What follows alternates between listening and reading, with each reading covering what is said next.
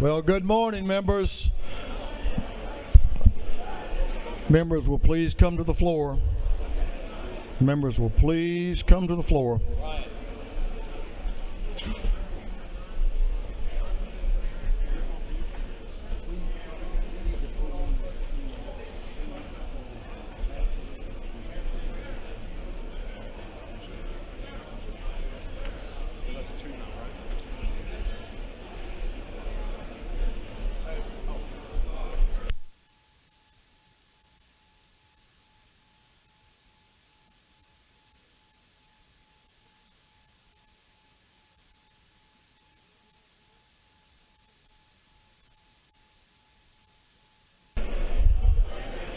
The hour for convening having arrived. All members, please come to the floor. Mr. Clerk, will you ring the bell?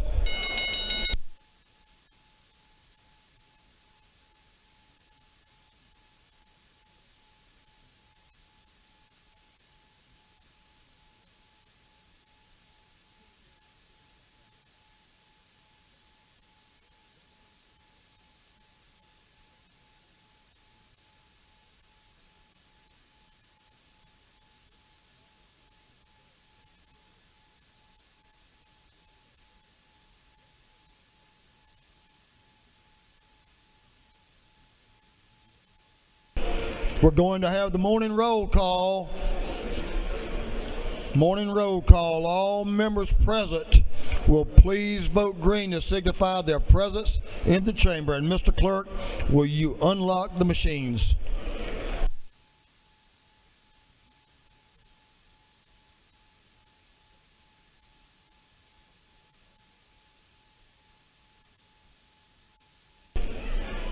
Have all members voted?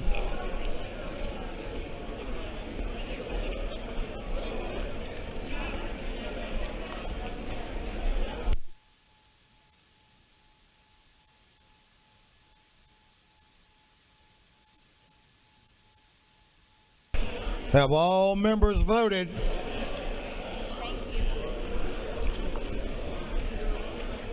If so, the clerk will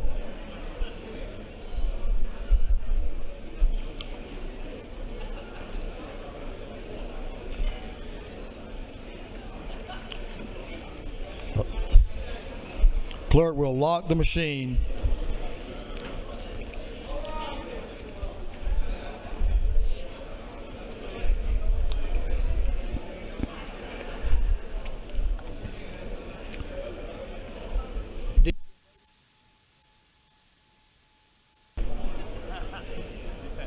Need to be here about 30 minutes early so you can make sure you get voted in, right? Get your cards in. Good morning, members. Good to see you all this morning on this bright Wednesday morning. We have a lot of work to do today, so we'll get started by asking the doorkeepers to please close the doors and keep them closed. As is our custom, we will begin our day with scripture reading and prayer by the chaplain, after which we will pledge allegiance to the flag of our country. Our chaplain this morning will be introduced by the lady from down in Sweet Onion Country, Vidalia, Georgia, Toombs County, the lady from the 156th House District, Representative Lisa Hagan. Representative Hagan.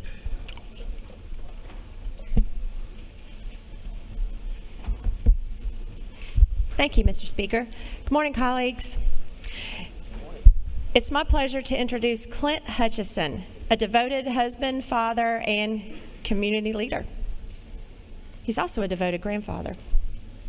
This July, he and his wife Candace will celebrate 30 years of marriage. They have 2 daughters and a grandson. Clint serves as the pastor of Vidalia Advent Christian Church, and that is certainly an important job, but that is not why I asked him to be here with us this morning. I met Clint years ago through his work at the Mercy Ministries, a free clinic providing essential health care, medication, dental care, counseling, and more for uninsured adults in need in our area. For 15 years, the Mercy Ministries has been a vital part of the community, now serving around 650 patients across 2 locations.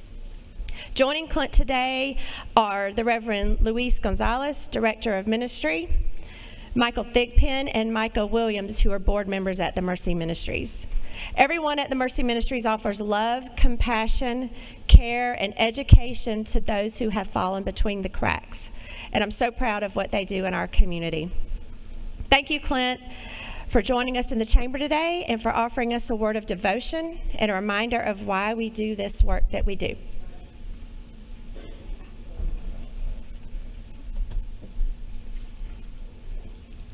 Good head, brother. Thank you. Thank you for being here. Absolutely.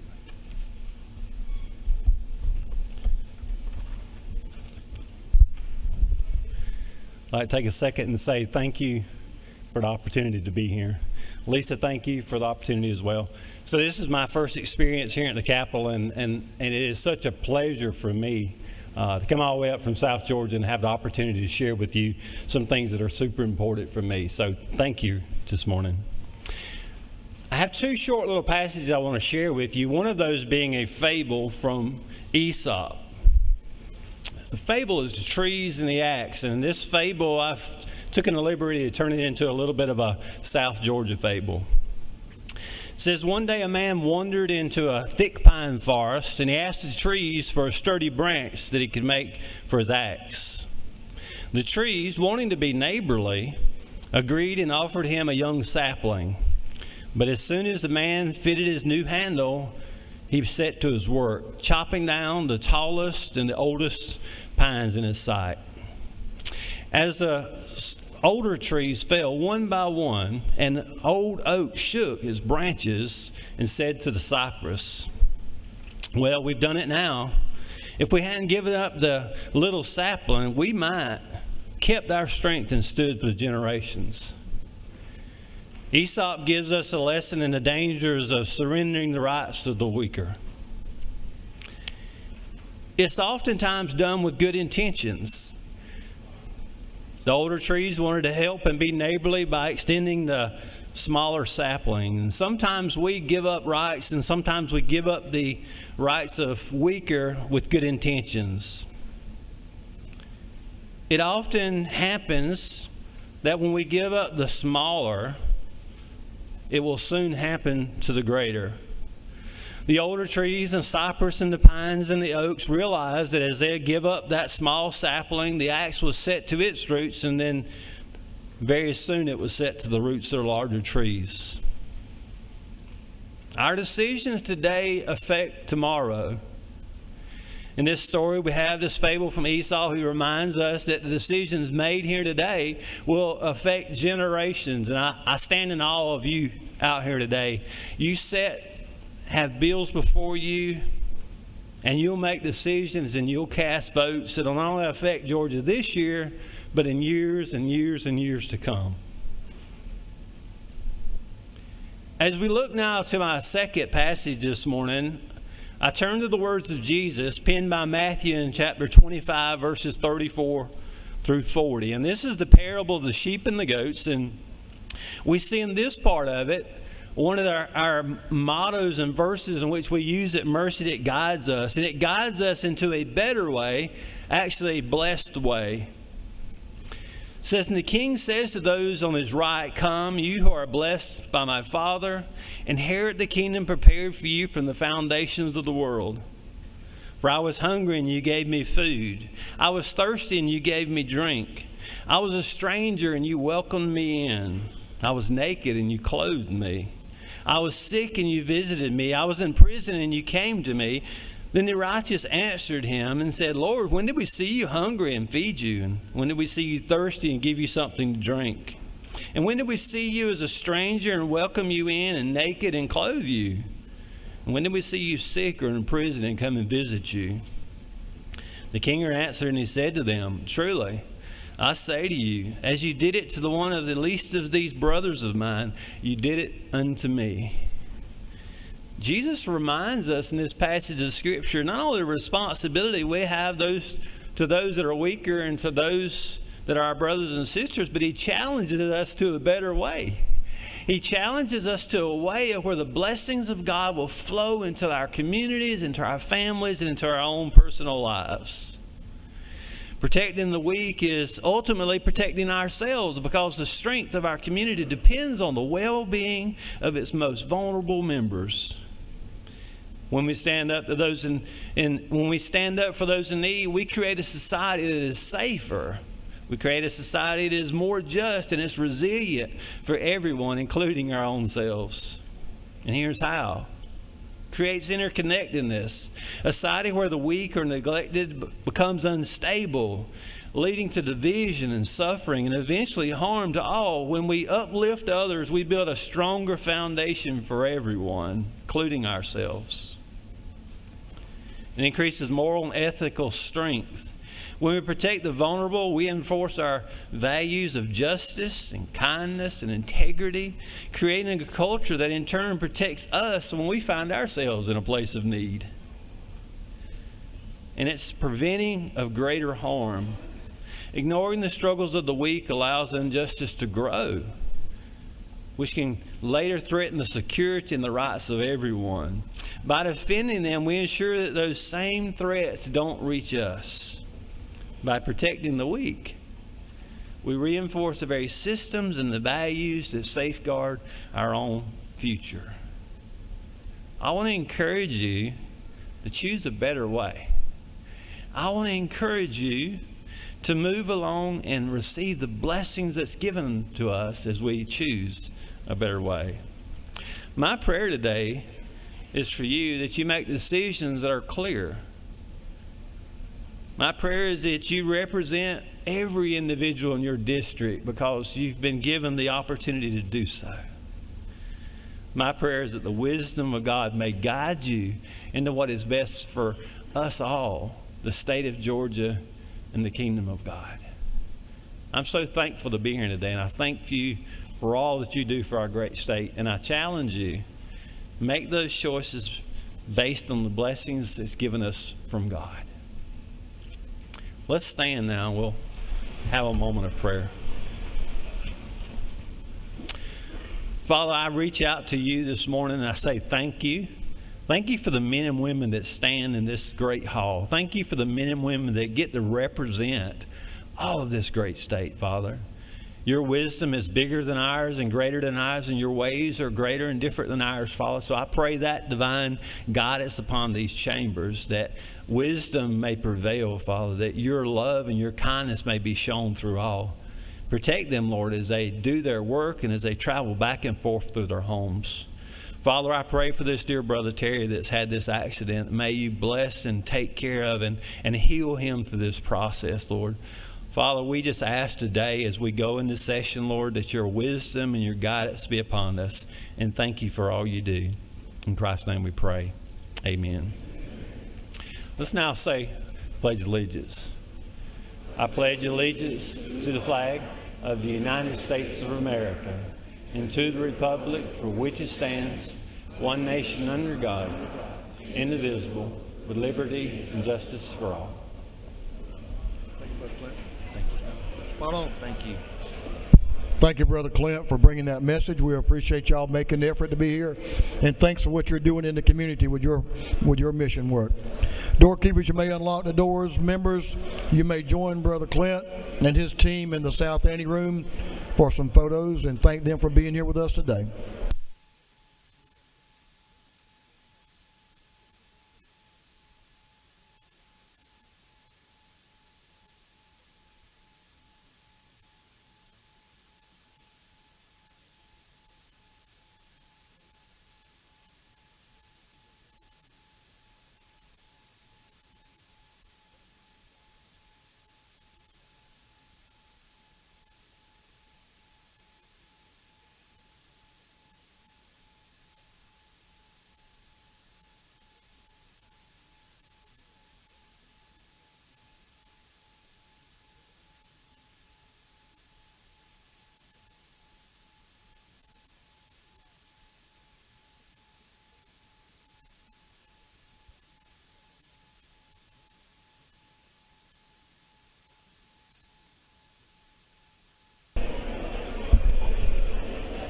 Members, our doctor of the day today is brought to us by Representative Jesse Petrie from down on the coast Dr. Elizabeth Gray.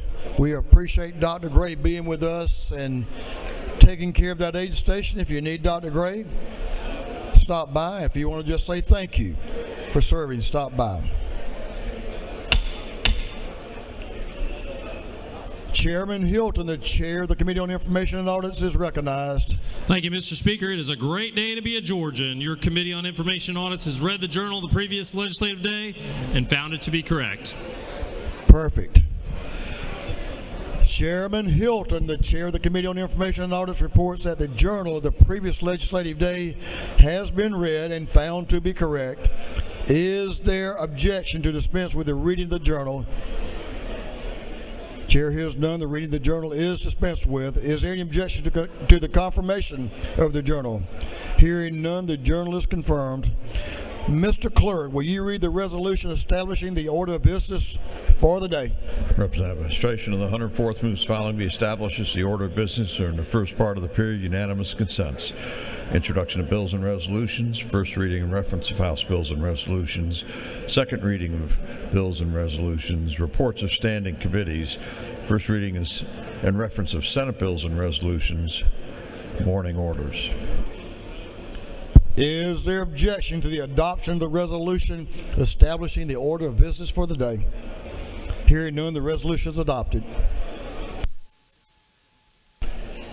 First reading of bills and resolutions. The clerk will read. House Bill 593 by Representative Green and the 154th bill being titled an act to provide that future elections for the office of probate judge in Baker County shall be nonpartisan. Intergovernmental Coordination General. House Bill 594 by Representative Green and the 154th bill being titled an act to amend the act creating the Board of Commissioners of Baker County.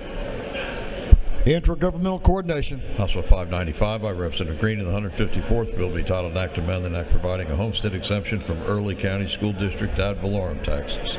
Intergovernmental Coordination. House Bill 596 by Representative Cannon and the 172nd, a bill be titled an act to authorize the assessment and collection of a technology fee by the State Court of Colquitt County.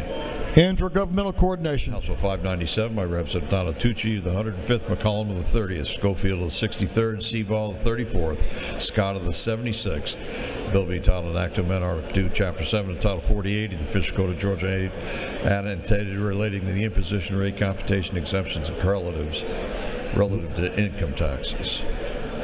Ways and Means. House Bill 598 by Representative Roberts, the 52nd, Miller, the 62nd, Kendricks, the 95th, Schofield, the 63rd, Evans, the 57th, and others.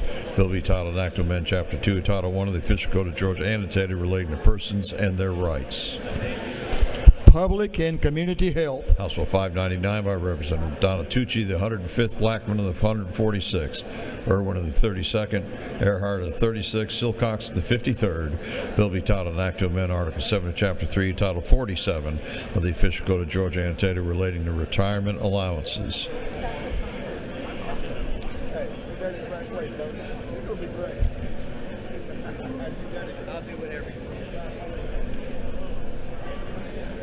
Retirement. House Bill 600 by Representative Jackson of the 68th, McLean of the 109th, Holly of the 116th, Sanchez of the 42nd, Alexander of the 66th, and others.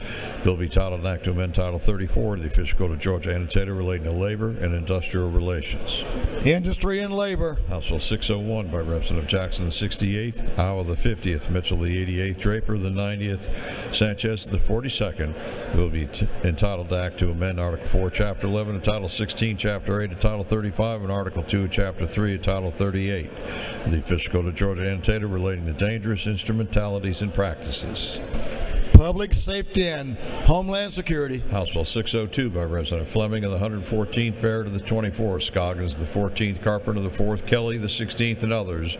Bill be titled an act to amend Chapter 1 of Title 20 of the Official Code of Georgia, annotated relating to general provisions relative to education. Higher Education. House Bill 603 by Representative Irwin of the 32nd, a bill be titled an act to authorize the assessment and collection of a technology fee by the probate court of Banks County. Intergovernmental Coordination. House Bill 604 by Representative Jaspers of the 11th, Cox of the 28th, Tarvin of the 2nd. Powell of the 33rd, Ridley of the 22nd. A bill be titled an act to amend Chapter 2, Title 21 of the Official Code of Georgia annotated relating to elections and primaries generally.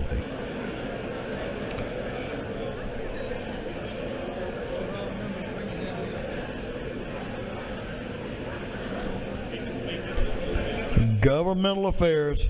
House Bill 605 by Representative Lim of the 98th, Roberts of the 52nd, and Lupton of the 83rd. Bill be titled an act to amend Article 1 of Chapter 2A, Title 31 of the Official Code of Georgia annotated relating to general provisions related to the Department of Public Health.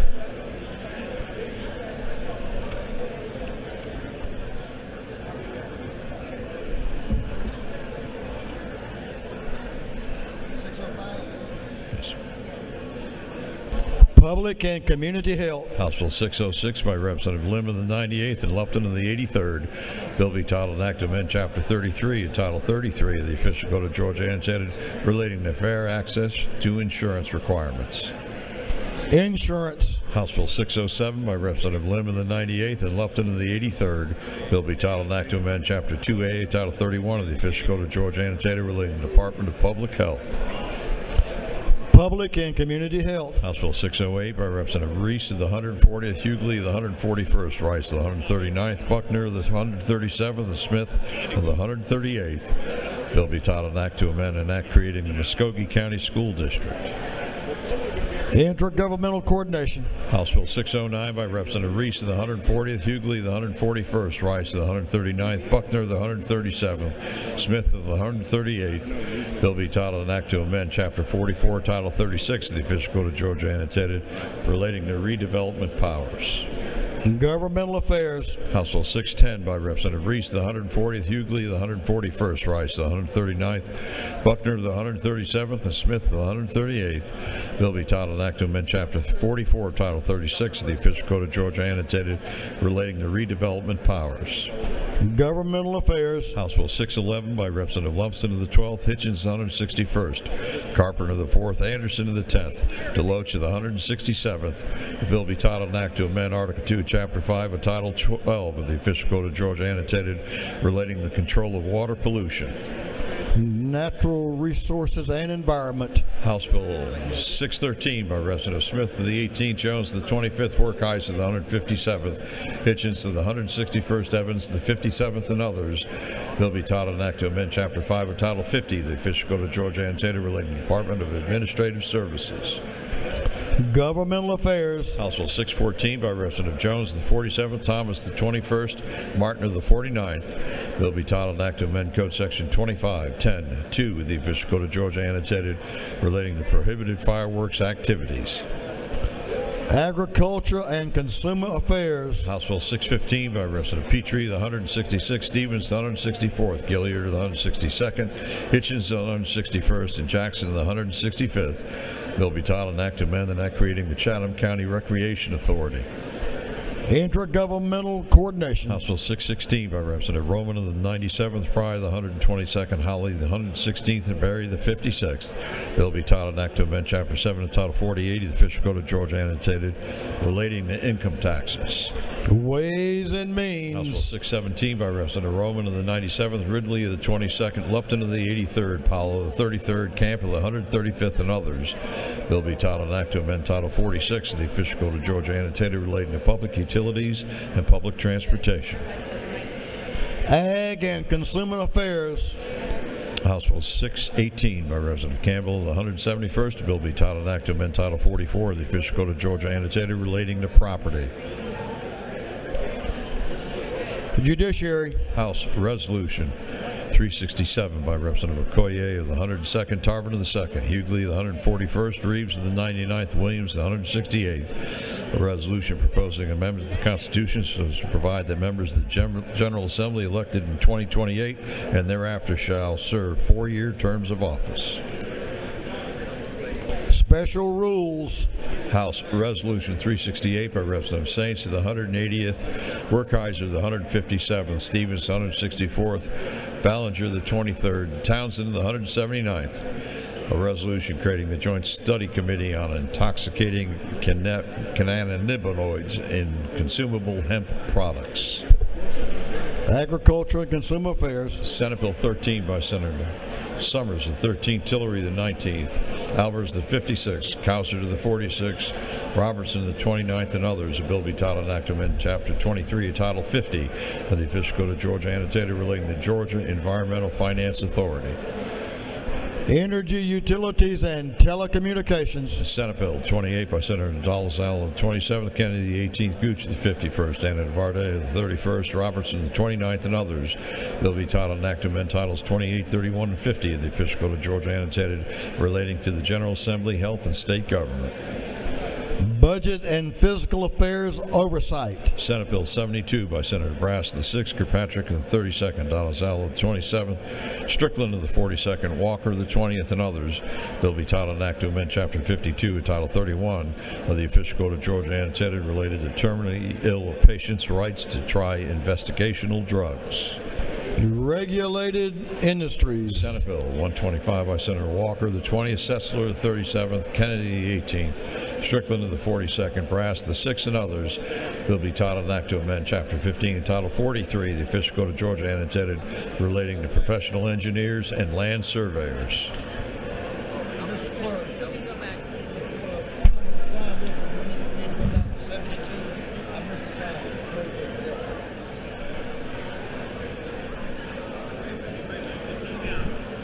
SB 125 is going to Regulated Industries. Mr. Clerk, will you reread the caption as SB 72?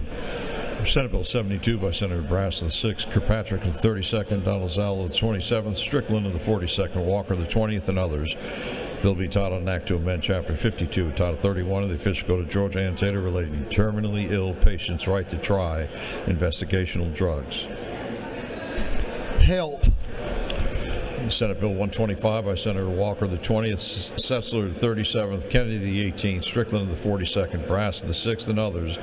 Bill be titled and act to amend Chapter 15 and Title 43 of the Official Code of Georgia, annotated relating to professional engineers and land surveyors.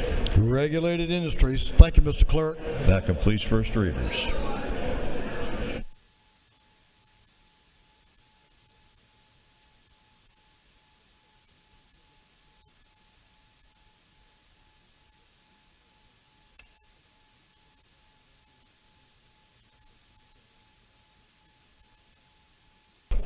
Thank you, members. Second reading of bills and resolutions. The clerk will read.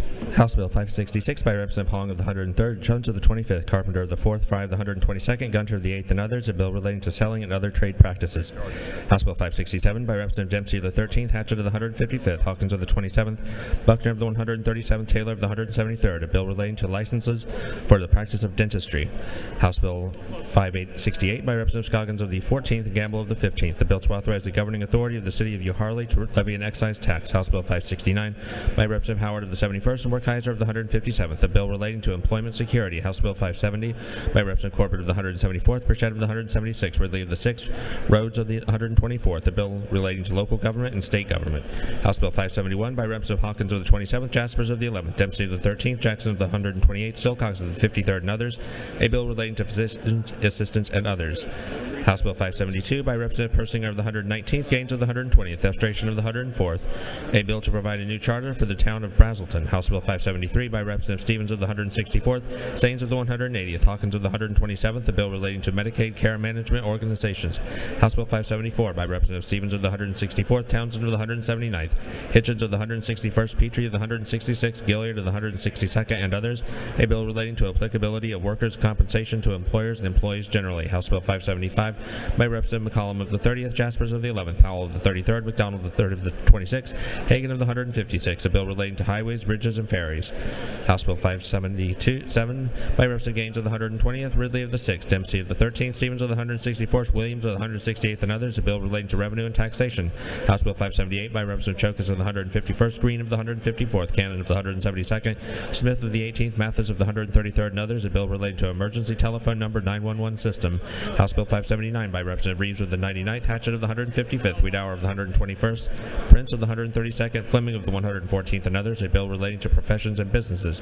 House Bill 580 by Representative Barnes of the 86th, Jackson of the 68th, Drenner of the 85th, Glaze of the 67th, Lallier of the 59th, and others, a bill relating to competencies and core curriculum under the Quality Basic Education Act.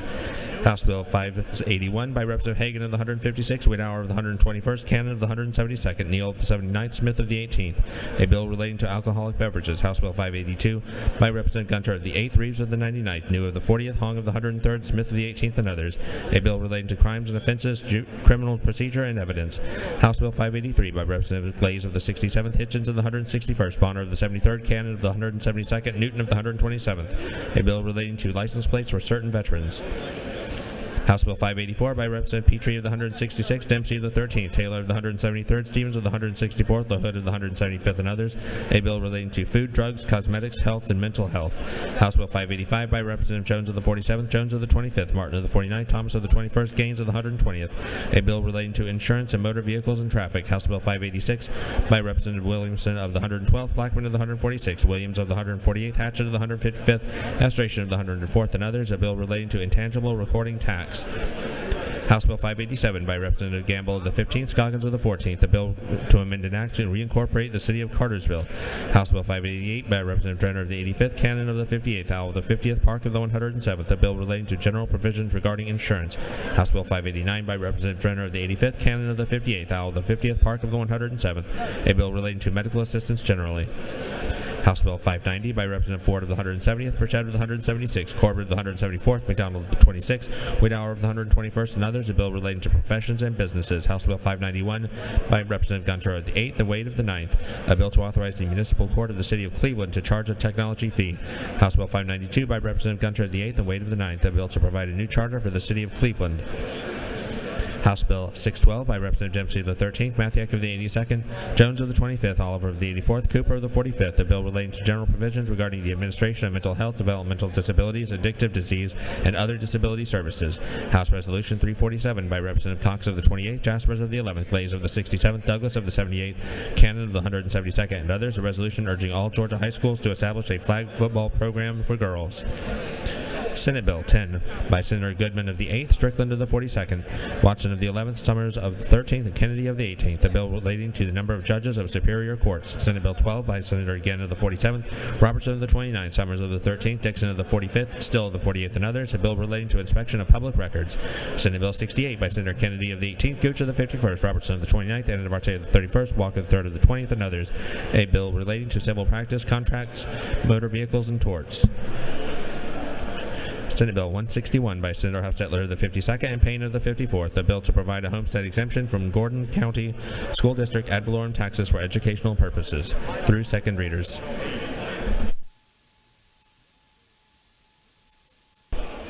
Thank you, Clerk.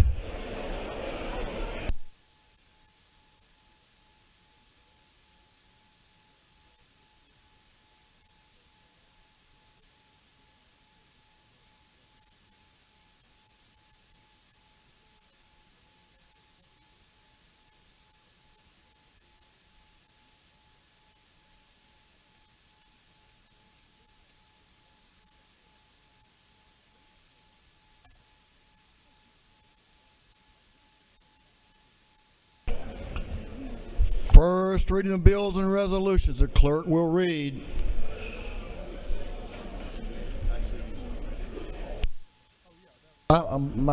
That first, right? My bad.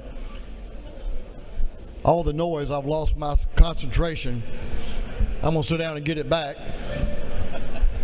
So, Mr. Clerk, will you read reports of standing committees? Clerk will read. Representative Robert Dickey, the 134th District Chairman of the Committee on Agriculture and Consumer Affairs, submitted the following report. Mr. Speaker, your Committee on Agriculture and Consumer Affairs has had under its consideration the following bills of the House. Instruct the committee to report the same back to the House with the following recommendations. House Bill 495 do pass by substitute. House Bill 413 do pass. House Bill 331 do pass by substitute. Respectfully submitted, Representative Robert Dickey, the 134th District, Chairman. Representative Yerder of the 152nd District, Chairman of the Committee on Code Revision, submitted the following report. Mr. Speaker, your Committee on Code Revision has added under its consideration the following bills of the House. Has instructed me to report same back to the House with the following recommendations. House Bill 484 do pass. House Bill 485 do pass by committee substitute. Respectfully submitted, Representative Yerder of the 152nd District, Chairman.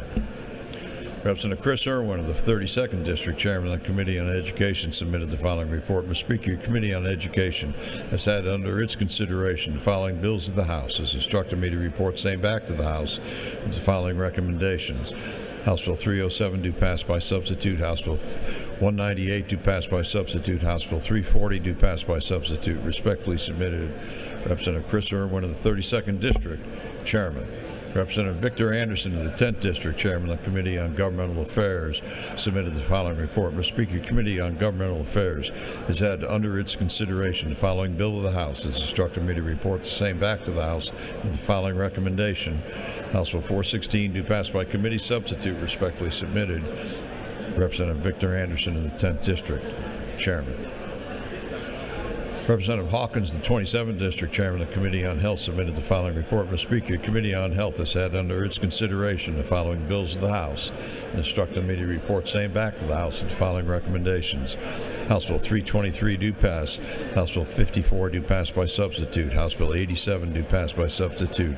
House Bill 428 do pass. House Bill 298 do pass by substitute. Respectfully submitted, Representative Hawkins of the 27th District, Chairman. Representative Lumsden of the 12th District, Chairman of the Committee on Insurance, committed the following report. Mr. Speaker, your Committee on Insurance has had under its consideration the following bills of the House and Senate. It's instructed me to report the same back to the House with the following recommendations. House Bill 170 do pass. House Bill 373 do pass by committee substitute. House Bill 420 do pass by committee substitute. House Bill 422 do pass. The Senate Bill 5 do pass. Respectfully submitted, Representative Lumsden of the 12th District, Chairman. Representative Beth Camp of the 135th District, Chairman of the Committee on Intergovernmental Coordination, submitted the following report. Mr. Speaker, your Committee on Intergovernmental Coordination has had under its consideration the following bill of the Senate. Has instructed me to report the same back to the House with the following recommendation. Senate Bill 138 do pass. Respectfully submitted, Representative Beth Camp of the 135th District, Chairman. Representative Gunner of the 8th District, Chairman of the Committee on Judiciary, submitted the following report. Mr. Speaker, your Committee on Judiciary has had under its consideration the following bills of the House. Has instructed me to report the same back to the House with the following recommendation. House Bill 132 do pass. House Bill 270 do pass by committee substitute. House Bill 304 do pass. House Bill 325 do pass. House Bill 427 do pass by committee substitute. House Bill 530 do pass. House Bill 545 do pass. House Bill 358 do pass. House Bill 515 do pass. Respectfully submitted, Representative Gunner of the 8th District, Chairman. Representative John Corbett of the 174th District, Chairman of the Committee on Motor Vehicles, submitted the following report. Mr. Speaker, your Committee on Motor Vehicles has had under its consideration the following bills of the House. Has instructed me to report the same back to the House with the following recommendations. House Bill 296 do pass by substitute. House Bill 204 do pass. House Bill 255 do pass by substitute. House Bill 551 do pass by substitute. House Bill 461 do pass by substitute. House Bill 563 do pass. Respectfully submitted, Representative John Corbett of the 174th District, Chairman. Representative Sharon Cooper of the 45th District, Chairman of the Committee on Public and Community Health, submitted the following report. Mr. Speaker, your Committee on Public and Community Health has had under its consideration the following bills of the House. Instructed me to report same back to the House with the following recommendation. House Bill 89 do pass by committee substitute. House Bill 500 do pass by committee substitute. Respectfully submitted, Representative Sharon Cooper of the 45th District, Chairman. Representative Alan Powell, 33rd District, Chairman of the Committee on Regulated Industries, submitted the following report. Mr. Speaker, your Committee on Regulated Industries has had under its consideration the following bills of the House and the Senate and has instructed me to report the same back with the following recommendations. House Bill 219 do pass. House Bill 314 do pass by committee substitute. House Bill 391 do pass. House Bill 455 do pass. And Senate Bill 81 do pass. Respectfully submitted, Representative Alan Powell, 33rd District, Chairman. Representative John Carson of the 46th District, Chairman of the Committee on Retirement, submitted the following report. Mr. Speaker, your Committee on Retirement has had under its consideration following bills of the House. Instruct the committee report same back to the House the following recommendation. House Bill 406 do pass by committee substitute. Respectfully submitted, Representative John Carson of the 46th District, Chairman. Representative Karen Mathiak of the 82nd District, Chairman of the Committee on State Planning and Community Affairs, submitted the following report. Mr. Speaker, your Committee on State Planning and Community Affairs has had under its consideration the following bills and resolutions of the House. Its instruct committee report same back to the House with the following recommendations. House Bill 486 do pass. House Bill 516 do pass by substitute. House Resolution 273 do pass. Respectfully submitted, Representative Karen Mathiak of the 82nd District, Chairman. Representative Gerald Green of the 154th District, Chairman of the Committee on State Properties, submitted the following report. Mr. Speaker, your Committee on State Properties has had under its consideration the following bill of the House. Instruct the committee report same back to the House the following recommendation. House Bill 303 do pass. Respectfully submitted, Representative Gerald Green of the 154th District, Chairman. Representative Shaw Blackman of the 146th District, Chairman of the Committee on Ways and Means, submitted the following report. Mr. Speaker, your Committee on Ways and Means has had under its consideration the following bills of the House. This instruct the committee report same back to the House with the following recommendations. House Bill 66 do pass by committee substitute. House Bill 129 do pass. House Bill 144 do pass. House Bill 186 do pass. House Bill 229 do pass by committee substitute. House Bill 248 do pass by committee substitute. House Bill 297 do pass. House Bill 370 do pass by committee substitute. House Bill 425 do pass by committee substitute. House Bill 560 do pass by committee substitute. House Bill 445 do pass. House Bill 290 do pass. House Bill 165 do pass by committee substitute. House Bill 463 do pass by committee substitute. Respectfully submitted, Representative Shaw Blackman of the 146th District, Chairman.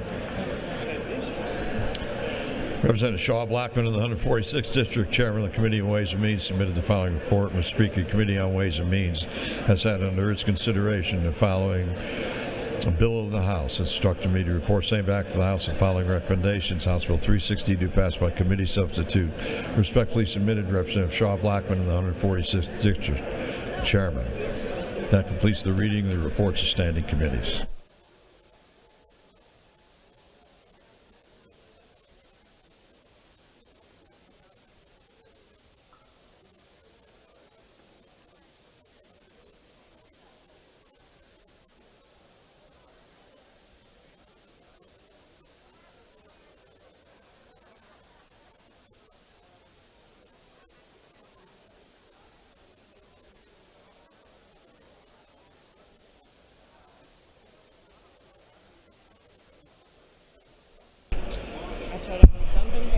Okay, members, if you'll please come to your seats. Members, come to your seats. We have a lot of guests in the gallery.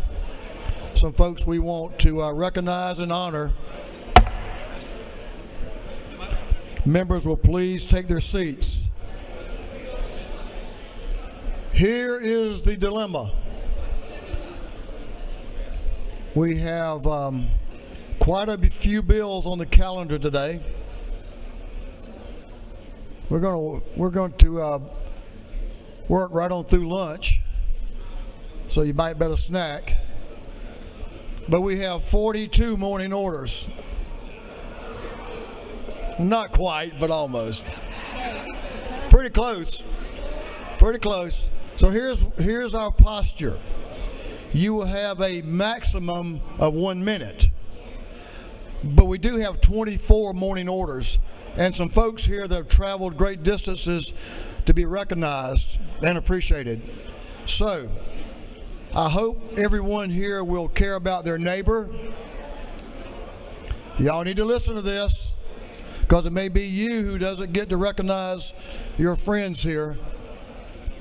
You'll have up to 1 minute, but if you take less, that will allow someone else to have a morning order. Or there may be someone who doesn't get a morning order this morning, and it may be you. So I'll ask you to give consideration to your neighbor. And I'm going to call up Leader F. Stration for a morning order and some friends. And I'm going to tell you who's on deck that means you come on up to the front and be ready to go. So on deck will be Representative Gullett, Montahand, and friends.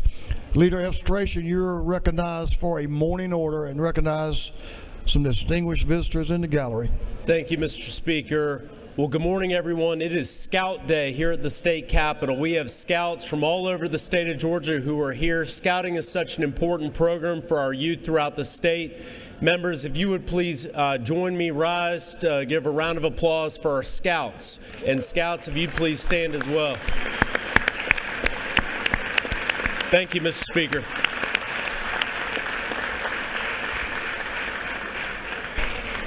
It's a great day to be a scout. Thank you all for being here. We appreciate you. Representative Parris, you're on deck.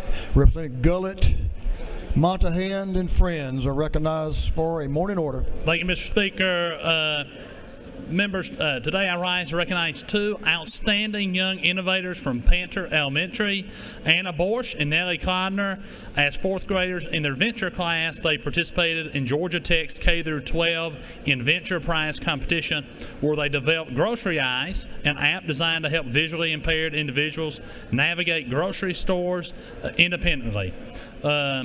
This actually won them an award in the Diversity Inclusion Specialty Award.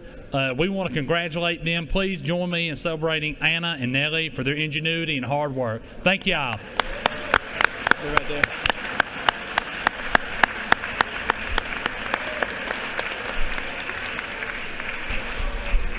Thank you, ladies. Sounds like a great idea to me. Thank you for being here, and thanks to a lot of friends with them from Paulding County. I appreciate y'all. Representative Parrish, you're recognized for morning order. Representative Lupton, you're on deck. Thank you, Mr. Lady will Speaker. suspend just for a moment. Come on up, lady. Come on up.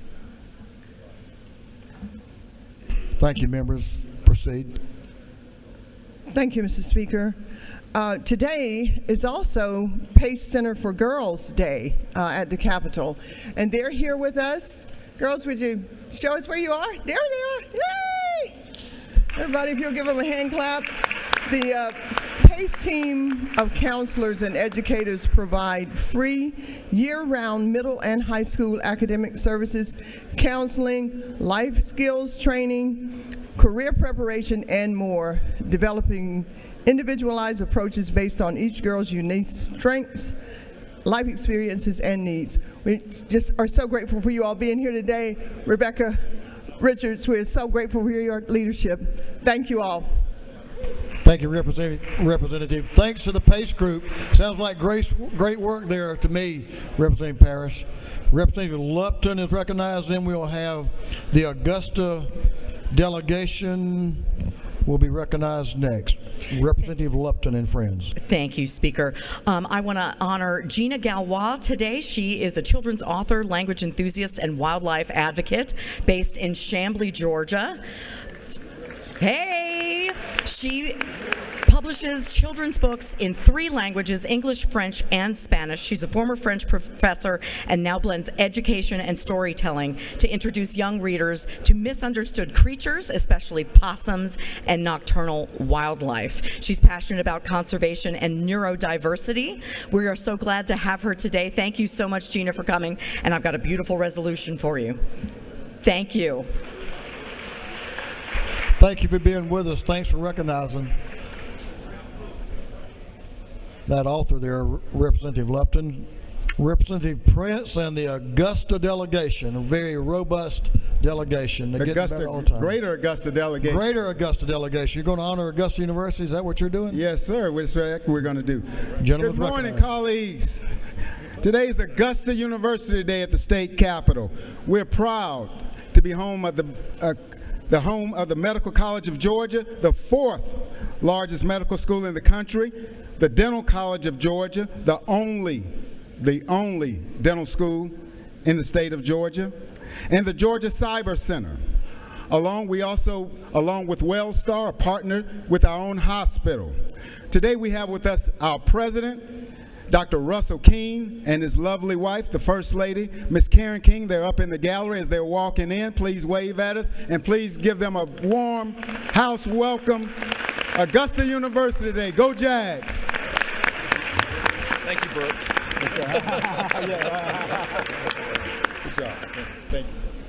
Welcome to our friends from Augusta. It's good to see y'all, and y'all have a little medical school there, I think, too. Is that correct?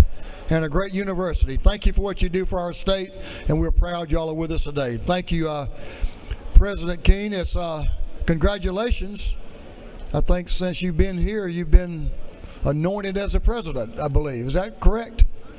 Absolutely. We're proud of the work you've been doing and the work you're going to do. Representative Camp, recognized, and friends recognized for a morning order. And Representative Miles, you're on deck. Thank you, Mr. Speaker. I stand here today with Chairman Ballinger honoring Georgia CASA. It is an honor to stand before you today and come together to support one of the most vital missions of our state, advocating for the well-being and future of Georgia's most vulnerable children. CASA volunteers and staff play an essential role in ensuring that children in foster care have a voice, a champion, and a guiding light in their journey towards stability and hope. The work of Georgia court-appointed special advocates, or CASA, is nothing short of life-changing. Every day, CASA volunteers step forward to be the voice of a child in court, ensuring their best interests are not only heard but prioritized. If you will join me in welcoming Georgia CASA, they should be up in the gallery. Thank you for all you do.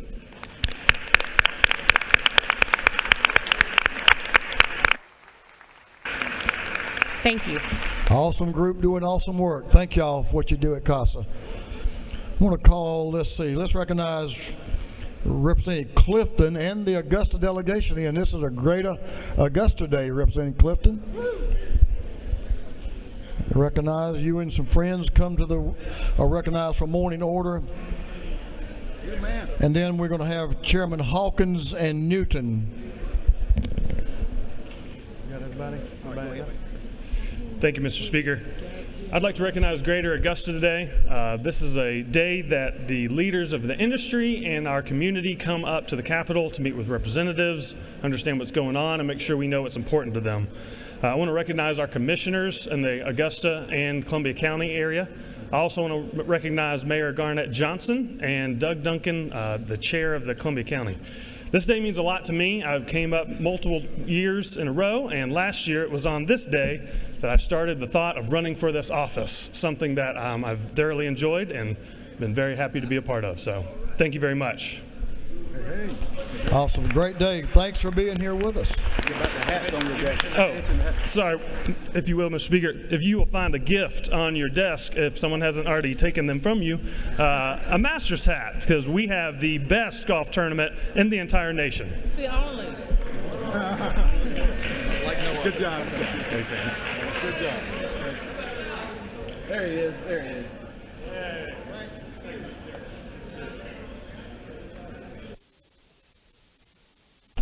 Representative Miles, I apologize. I wanted to call you while you're up here. So, Representative Miles, if you'll come back up and let us hear your morning order, it'd be a good time right now. Is that good with you, sir? Absolutely. Let's hear you. Gentleman's recognized. Representative Martinez, you're on deck. Good morning, colleagues. Today, we celebrate a woman that was more than a voice.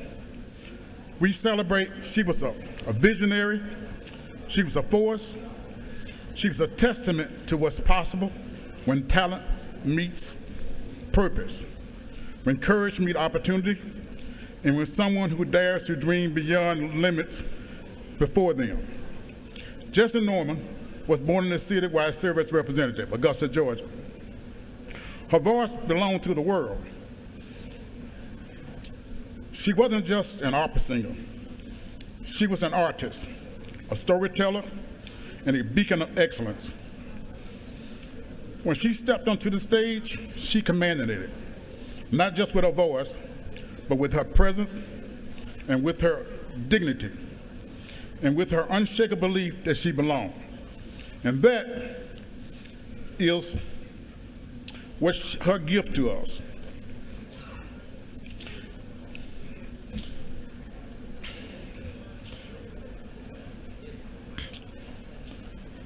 She had an unshakable belief that she belonged. And that was her greatest gift to us. Jesse Norman didn't just show the world what she could do. She showed the world what we all could do. She reminded everyone, every child sitting in a church choir, every young person that dreams bigger than their circumstances, that greatness was within reach. Thank you. Thank you. Appreciate it. Okay. I gotta go. Thank you, sir. I can go now? Okay. All right. Wrap it up pretty quick now. As I said,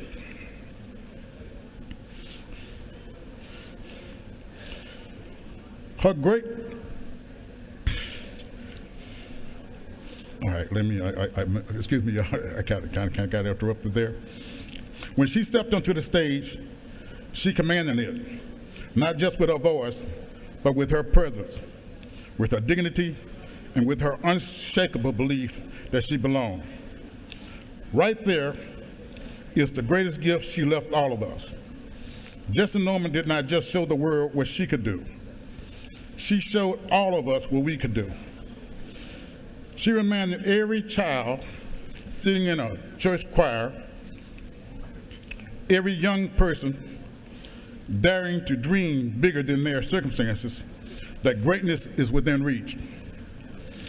She showed that our beginnings are not defined by our endings. That talent, when nurtured, can break walls, cross continents, and touch souls. She didn't just stop with her success. Reverend Miles, we got to move on, so see if you can find an ending spot here, okay, please? Okay. She couldn't just stop with her success. Yes. Success. Today, we thank you very much, and I appreciate you celebrating Jesse Norman from Augusta, Georgia. Thank you very much. Absolutely. Nice job. Thank you for doing that. A lot of good people came out of Augusta. And there's another one. Chairman Hilton, you're recognized for a morning order.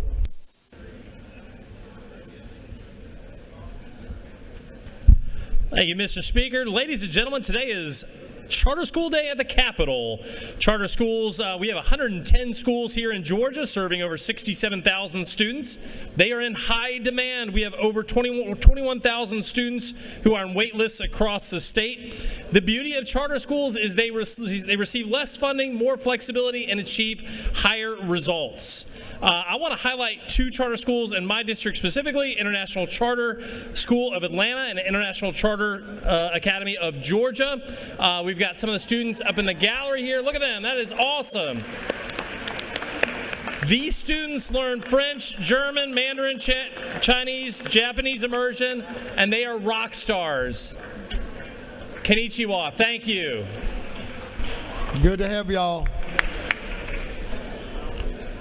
Chairman Tarvin and Representative Horner are recognized for a morning order. Chairman Chokas, you're on deck. Thank you, Mr. Speaker. Folks, we have a very special... Gentlemen, suspend just for a moment. Have some good folks who travel to be here, so give the gentleman, both gentlemen in the well, your attention, please. Proceed, please. Thank you, Mr. Speaker. We have a very special group here today. They've got a dose of what being in Atlanta's like, left home at 6 o'clock, and they have made it to the galley 5 hours later. We would like to welcome Superintendent Chance Nix from the Catoosa County Schools, Assistant Superintendent Dr. Butler, and the Superintendent's Student Advisory Board, a very special group of kids, and I want them to stand up because they're very special to our group. Thank you very much.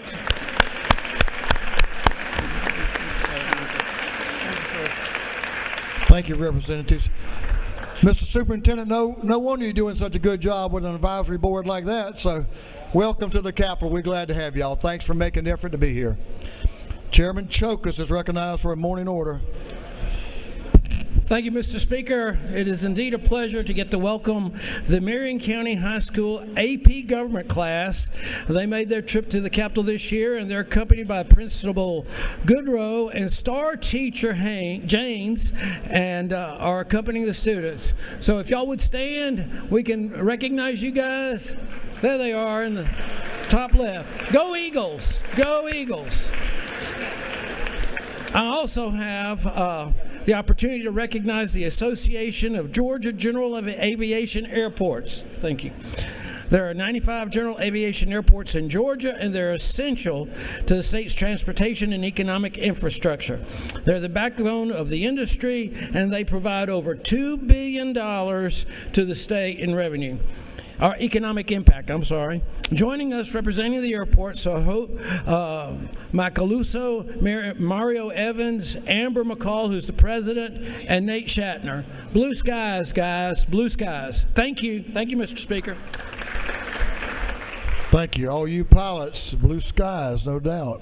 Chairman Hawkins and Chairman Newton recognized for a morning order.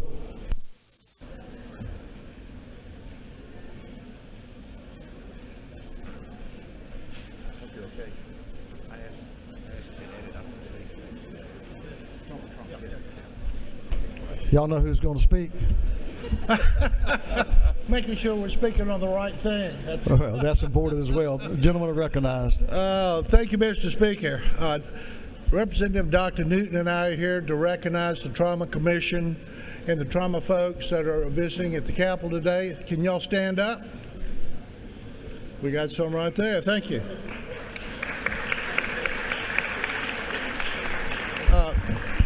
I think, as we all know, trauma is a leading cause of death for those under the age of 45. Trauma also includes injuries from accidents, violence, and national disasters. We'd like to recognize these highly trained, highly qualified people who give so much to save the people of Georgia. And the resolution ends up with this comment: therefore, let it be resolved that the House of Representatives recognize and commend the Georgia Trauma Commission and the Georgia Trauma Foundation as a recognized day of the February the 26th, 2025. Congratulations and thank you. Thank you. Appreciate that morning order. Representative Dawson. Representative Dawson is recognized for a morning order.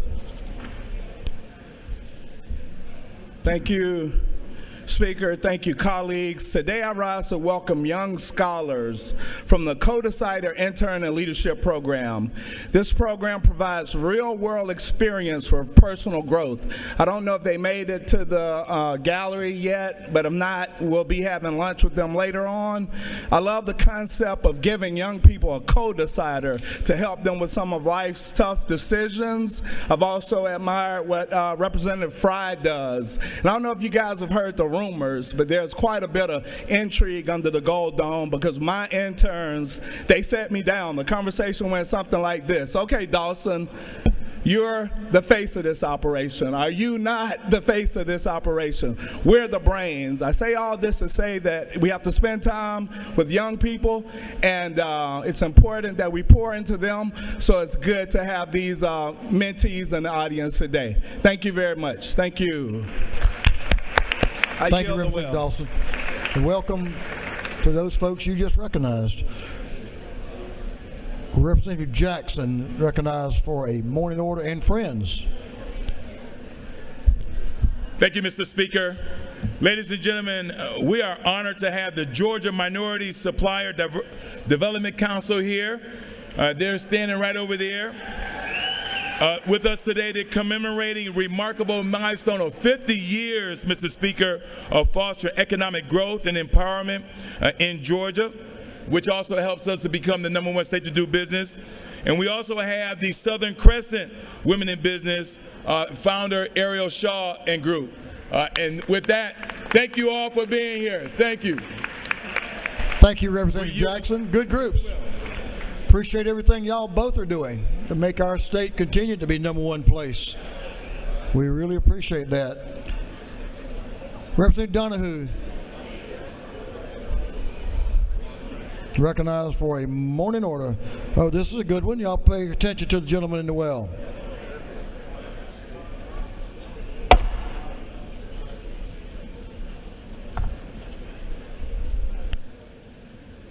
And Mr. Hawkins. Chairman Hawkins.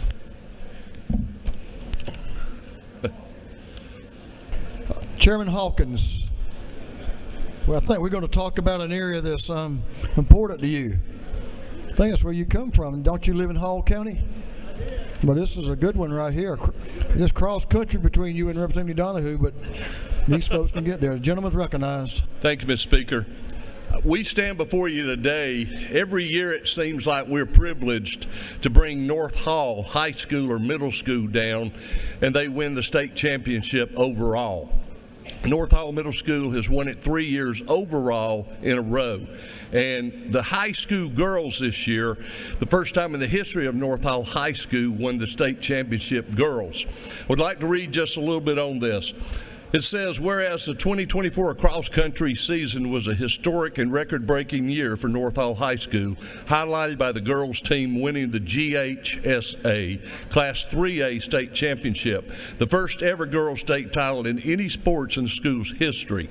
The North Hall girls secured the championship in the dominant fashion, placing 5 runners in the top 14th at the state meet, with senior Clodagh O'Brien earning the individual state championship title. And after an outstanding career of 4-time region champion, the school record she has in the 1,600 meter and the 32. And the girls team saw additional all-state performances from Summer Mucklow, who finished 2nd, Harley Smith, who finished 5th. The North Hall boys were runner-up, where senior Bryant Young was 3rd in the state. And then we bring in the rest of the team as they hopefully are here now. Traffic was terrible. In the middle school, we have Russ Crane and Sam Borg. Are you here, North Hall High School? And if not, we'll just say, please stand up. I know they're outside the door. We've been trying to logistically bring them in. But give them a hand, and for accomplishment, I thank you very much. And then that's... Congratulations, team. I just want to add a few names for the middle school. Chandler Sosby, Hunter Morrison, Hudson Webb, Isaac Bohr, and especially their coach, Russ Crane. Thank you, Mr. Speaker. Representative Tran is recognized for a morning order. Thank you, Mr. Speaker. If I could ask the Dunwoody High School Youth City Council to rise, I'd like to recognize them for the impactful work they've done in our district. Thank you, Mr. Speaker. Thank you, Representative. That's a model everyone should follow right there. Welcome to the People's House. Representative Williams and Representative DeLoach recognized for a morning order.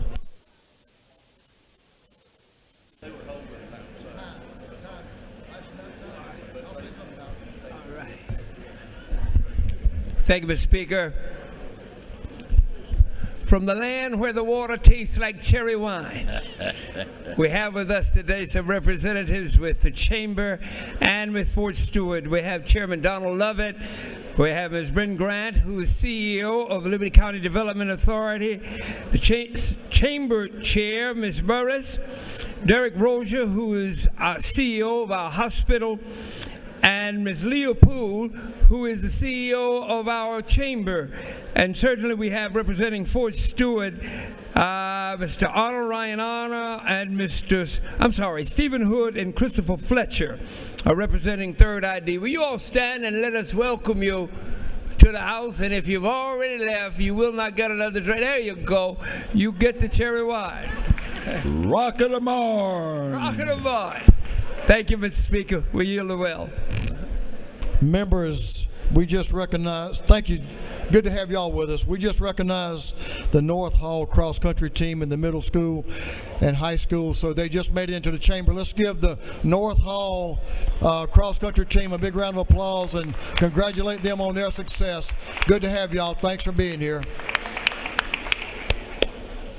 Representative Reese. We lost him for a minute. Chairlady Smith, recognized for a morning order.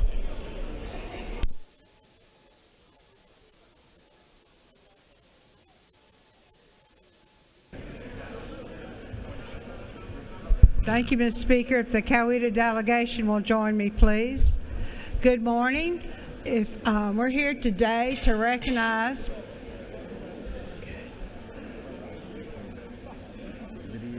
Representative Glaze. We're looking for her too. But we're your Coweta County delegation. I'm speaking to Northside Elementary School that's in the balcony, and y'all can stand while we just welcome you.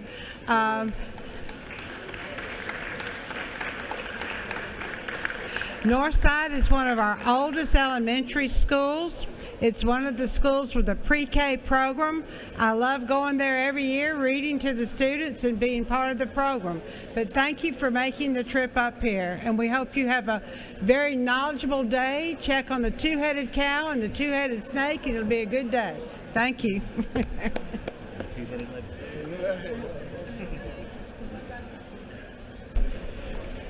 Chairman Carpenter, recognized for morning order.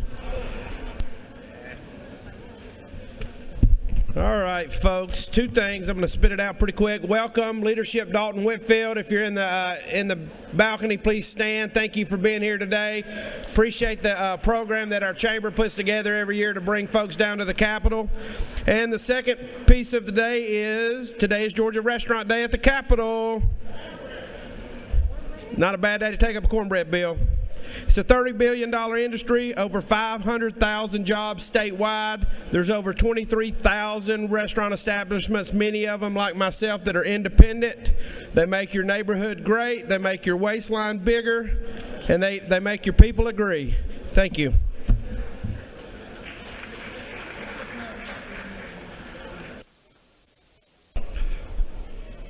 Representative Carla Drenner is recognized for a morning order.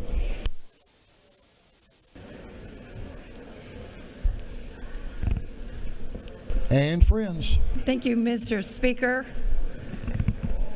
Can all the members of the DeKalb House delegation? The DeKalb House delegation, if you'll join Representative Drenner down front.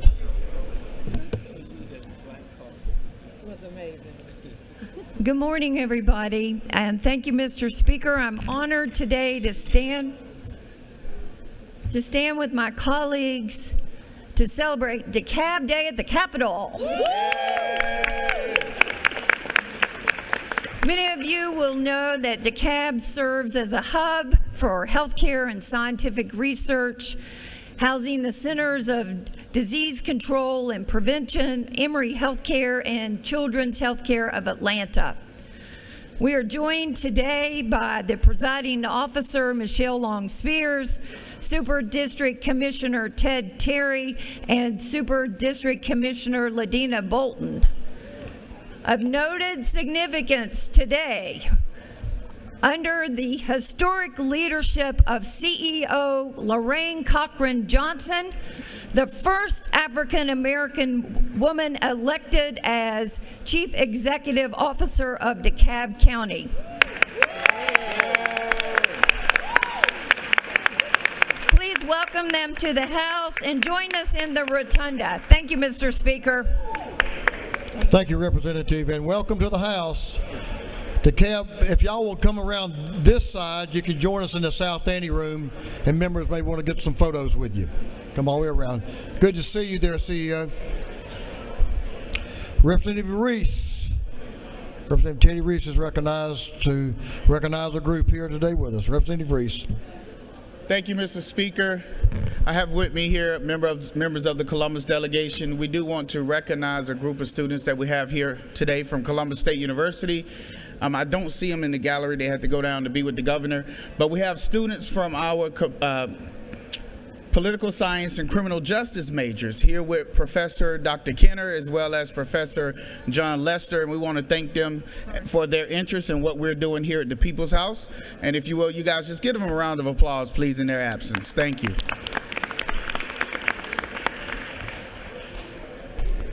Columbus State, a fine institution. We appreciate them. Representative Angela Moore, recognized for a morning order. Then Representative Rice, you're on deck. Thank you, Mr. Speaker. Colleagues, Please join me in welcoming to the House of Representatives and the Georgia State Capitol the National Association of Black Women in Construction. They actively, there they are up there, they actively engage in the community in service projects to improve the lives of the underserved communities here in the metro area and across this great state of Georgia. They are the Atlanta chapter. If you will help me welcome them. And I will meet you all on the third floor for pictures. I yield to Wellen. Thank you. Thank you and welcome. Appreciate what y'all do as well. Representative Rice, the one we've been looking for, is recognized for a morning order. Good morning. Many of you know how close foster care is to me. Today we've got a great organization representing 16 different community homes and foster care. If you'll please stand, we have a few of their representatives. Thank you for what you do for our state and for our children across our state.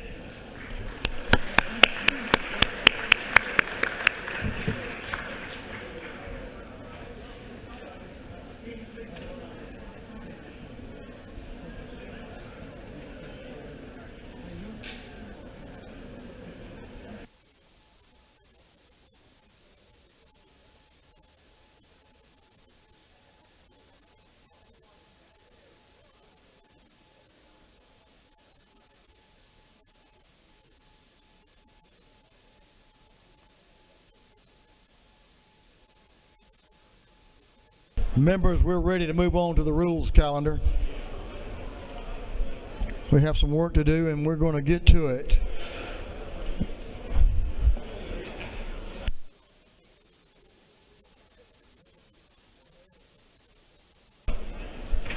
Mr. Clerk, will you read the caption of House Bill 115-115? House Bill 115 by Representative Petrie, the 166 and others to be entitled an act to amend Chapter 7 and Title 52 of the Official Code of Georgia annotated relating to registration, operation, and sales of watercraft so as to provide for certain notice upon registration of a vessel with the Department of Natural Resources. This bill I referred to the Committee on Game, Fish, and Parks. That committee recommends that this bill do pass by committee substitute. Chairman Petrie recognized to present the bill. Mr. Chairman. Speaker, ladies and gentlemen, bring you today what was House Bill 957 last year, House Bill 115 now. We're going to get a photo for you up here, I hope, in just a moment. This bill passed last year, went through here, went through the Senate, was ready to go on the floor of the Senate and failed to get out in time. This bill very simply addresses a big issue on the Georgia coast. And if y'all will just look here, you'll see just a few photos of what we're dealing with down on the Georgia coast today. We have got right now in Georgia about 159 abandoned vessels on the Georgia coast, about 38 on Georgia lakes for those of you in the northern part of the state. And these are folks that irresponsibly, literally just abandon, sometimes purposefully sink vessels in the water and leave them for us to clear up because they have no longer have any value. Removing these vessels costs anywhere from $32,000 to $42,000. That cost is borne on taxpayers if we have the money to do it. And lately we haven't, which is why we have almost 160 of them floating around the coast. In my district 2 years ago, and I have several of these in my district, quite a few. One of them, they're oftentimes floated down from other states. And so I had one in my district that was floated down here from New Jersey and just abandoned and allowed to float off into the sunset. The challenge is DNR does not have the tools to hold people accountable, and that's what this bill does, Mr. Speaker. And so here's what we do. If you will look at this measure, you will see that we've created a path for discovering who owns these vessels, ensuring they're not stolen, and then holding them accountable. And you'll see in here we have a misdemeanor behind aggravated nature for this practice as a first offense. It further allows, revoking boat vessel fishing licenses and even driver's licenses for those who choose to pursue this path. So, Mr. Speaker, since we've dealt with this last year, I'm going to keep it simple. And I'm glad to answer any questions, but we're trying to end this practice. We have only one time in history, DNR tells me, been able to hold anybody accountable for this practice, and that's why it continues. And so they've asked for the tools to fix this, and that's what we're giving them herein with this measure. Thank you, Mr. Speaker. You want to yield for a quick question? Representing Chaz Cannon to your right has a question. Thank you, Mr. Speaker. Does the gentleman yield? Yes, sir, I yield. Just curious, are there any imported shrimp on these abandoned vessels? I hope not, or I'd be even fiery in this conversation. The gentleman has no further questions. Thank you, Mr. Speaker. Let's hope we can pass this back out and we'll send it back across the building. Maybe we can sink this for good and get DNR some help here. Is there any objection? The gentleman's yielded the well. Is there any objection to the previous question being ordered? Hearing none, the previous question is ordered. Is there any objection to adopting the committee's substitute? Hearing none, the committee's substitute is adopted. Is there any objection to agreeing to the report of the committee, which was favorable to the passage of the bill? Hearing none, the report of the committee is agreed to. Shall this bill now pass? All in favor of the passage of the bill will vote yes. All those opposed will vote no. And Mr. Clerk, will you unlock the machine? What's next? I thought that's the one he just wanted to hold. It was 91. Oh, I thought it was 280 license plate.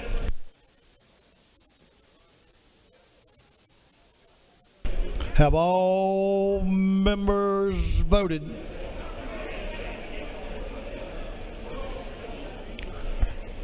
All members voted?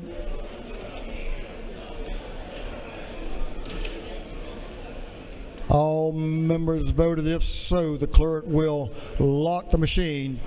On the passage of House Bill 115-115, the yeas are 164, the nays are 0. This bill, having received the requisite constitutional majority, is therefore passed. Mr. Clerk, will you read the caption to House Bill 208? House Bill 208 by Representative Smith, the 70th, and others to be entitled an act to amend Code Section 4286 of the Official Code of Georgia annotated relating to license plates promoting or supporting certain agencies, funds, or nonprofit corporations. This bill having referred to the Committee on Motor Vehicles. That committee recommends that this bill do pass by committee substitute. Representative Lynn Smith is recognized to present the bill. Chairlady Smith. Thank you, Mr. Speaker and members of the House. I bring to you today House Bill 208. It creates 4 new license tags. To explain to you the wonderful advertisement that these license tags do for Georgia, it is a way to promote our state in every way. And in this particular set of license tags, you're going to like what we have for you to look at. So for the first plate is for the Georgia State Parks. And we all have parks or near a park that we dearly love in our state. The second tag is for something called the bass tag, something about the world-renowned fish caught way back when, very popular. And this goes to the protection of the environment for the bass fish, and which also brings several hundreds of people to Georgia. The next 2 tags, as this bill was moving through the process, 2 more tags were added to it. One is for the Shepherd Center. And for those of you who are not familiar with the Shepherd Center, take a moment and think of where Chief of Staff Terry England is right now. He's at the Shepherd Center. This is an organization that would a practice, a hospital that was for those who are disabled, and it's in Georgia, and it is very well renowned and known. And then the last tag will be to support our veterans and their families.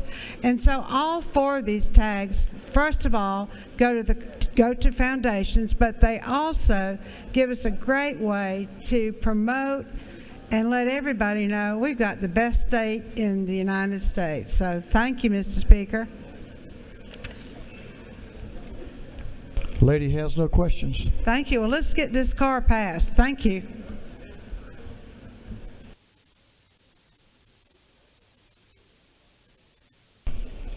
Is there any objection to the previous question being ordered? Chair hears none. The previous question is ordered. Is there any objection to adopting the committee's substitute? Hearing none, the committee's substitute is adopted. Is there any objection to agreeing to the report of the committee, which was favorable to the passage of the bill?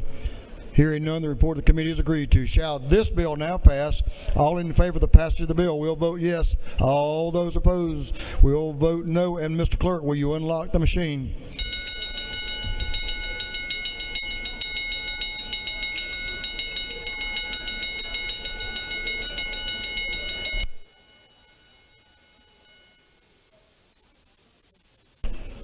Have all members voted?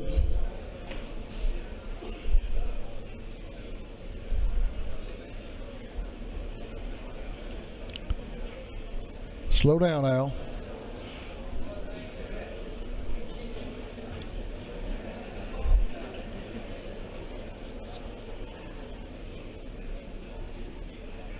All members voted.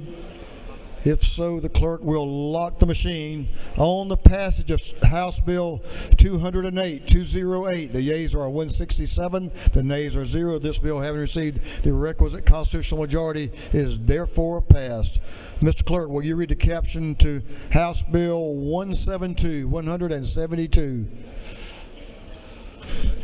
House Bill 172 by Representative Huddleston of the 72nd and others to be entitled an act to amend Part 6A of Article 7 of Chapter 3 of Title 20 of the Official Code of Georgia annotated relating to state veterinary education so as to provide for limits on the student loan forgiveness program. This bill having referred to the Committee on Higher Education, that committee recommends that this bill do pass. You ready? Representative David Huddleston is recognized to present the bill. Thank you, Mr. Speaker. Thank you to the House members. I'm honored to come before you today with House Bill 172. This is the bill that I brought before you last session that passed favorably out of the House, made it all the way through Senate rules to the floor, and never got called up on Sunny Day. Basically, this is an existing program that started back in 2016. And like I said, as I mentioned, last year, basically Georgia's in a dire need for large animal food industry vets. So like I said, looking in within this program, basically this program is allowed for any graduating student and anybody that's been practiced in veterinary medicine 10 years or less. The maximum loan amount is presently at $80,000. We want to increase to $90,000. Instead, it raises the annual loan purchase from $20,000 to $30,000 annual payment per applicant. This expands the eligibility of service area to rural counties of population 50,000 or less. This is from the 2020 census, and it was originally at 30,000 population or less. This will allow 118 counties in the state of Georgia that these veterinarians can serve. They can be residents within a county above 50,000 as long as they're willing to serve large animal practice in those rural counties. And basically within that is a requirement that they have to serve at least 20 hours a week in large animal medicine. Basically, this was a one-year program. We're looking at basically, instead of having to reapply each year, once you apply, it would be for a term of 3 consecutive years. And we clarified some language. It said it shall not be necessary for the contract enrollee to reapply after entering into a contract, provided, however, there will be a board may be required to contract enrollee to provide annual certification to continue compliance. So basically that's meaning that we just want to make sure that they are serving in those rural communities, and by serving for 3 years, what we're kind of hoping is we get those individuals that serve in those rural communities. After 3 years, they may kind of create themselves and decide to stay in those rural areas to serve. With that, Mr. Speaker, that's the bill, and I'll stand for any questions. Gentleman has a couple questions. Representative Ramond up on the center aisle to your left. Thank you. Is recognized for a question. Thank you, Mr. Speaker. Does the gentleman yield? Yes, ma'am. So I'm just curious why it says for those who've been practicing 10 years or less, like what was the thinking behind that? Basically, like I said, you get to thinking there within the number that may be coming out, basically the incentivization of getting those practicing, it'd be like if you practice less than 10 years in a community that you might say, okay, I'm willing to go serve in that rule, so it'll allow you to be an applicant to serve. Gentleman to your left, Representative Spencer Fry, is recognized for a question. Does the gentleman yield? Yes, sir. Isn't it true that we, at one time in the past couple of years, only had about 4 or 5 students within the large animal veterinary program pathway? I'm assured the gentleman knows as he speaks, and I know that basically within that, I think only about 12% comes out from mixed animal practice. Absolutely. And isn't it also true that this is going to help our farmers grow cattle and grow food for the state of Georgia? And that's what we need right now. Absolutely. As I stated last year when I was in the well, our Department of Ag Commissioner says food security is national security. Thank you, sir. Thank you. Representative Dickey, Chairman Dickey to your right, is recognized for a question. Thank you, Mr. Speaker. Does the gentleman yield? Yes, sir. I'd just like to follow up on that previous statement. Appreciate your efforts in this. It's vitally important to our farm economy to get more large animal vets. We're desperately short, so thank you for this bill. Thank you, sir. Mr. Speaker, with that being said, I yield the well. The gentleman has yielded the well.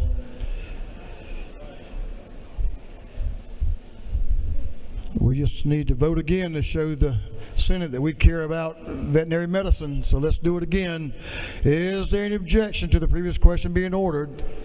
Hearing none, the previous question is ordered. Is there any objection to agreeing to the report of the committee, which was favorable to the passage of the bill? Hearing none, the report of the committee is agreed to. Shall this bill now pass? All in favor of the passage of the bill will vote yes. All those opposed will vote no. And Mr. Clerk, will you unlock the machine?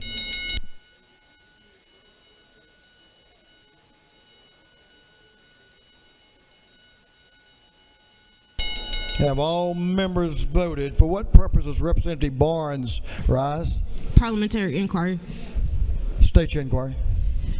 Is it not true that this bill will expand access and create a pipeline for our veterinarian scientists, veterinarians? Absolutely. That's the purpose. Thanks for the question. Have all members now voted? All members voted. If so, Mr. Clerk, will you lock the machine?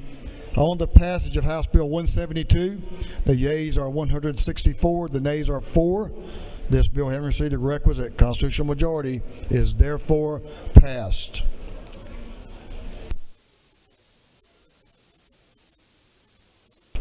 Mr. Clerk, will you read the caption of House Bill 222? House Bill 222 by Representative Blackman and the 146 and others to be entitled an act to amend Article 3 of Chapter 6, Title 17 of the Official Code of Georgia annotated relating to bonds in criminal proceedings so as to require the inclusion of certain contact information on such bonds. This bill having referred to the Committee on Judiciary, that committee recommends that this bill do pass. Thank you, Mr. Clerk. Chairman Blackman is recognized to present the bill. Chairman Blackman. Thank you, Mr. Speaker. Fellow members, bring before you House Bill 222 at the request of our clerk back home. This would add some additional contact information for the principal and the surety in court proceedings. I think the intent being that it would improve communication between the court and these agents. Be happy to stand for questions. You have one question, maybe two. You take as many as you want. Representative Jasmine Clark to your left has a question. Thank you, Mr. Speaker. Does the gentleman yield? Yes, ma'am.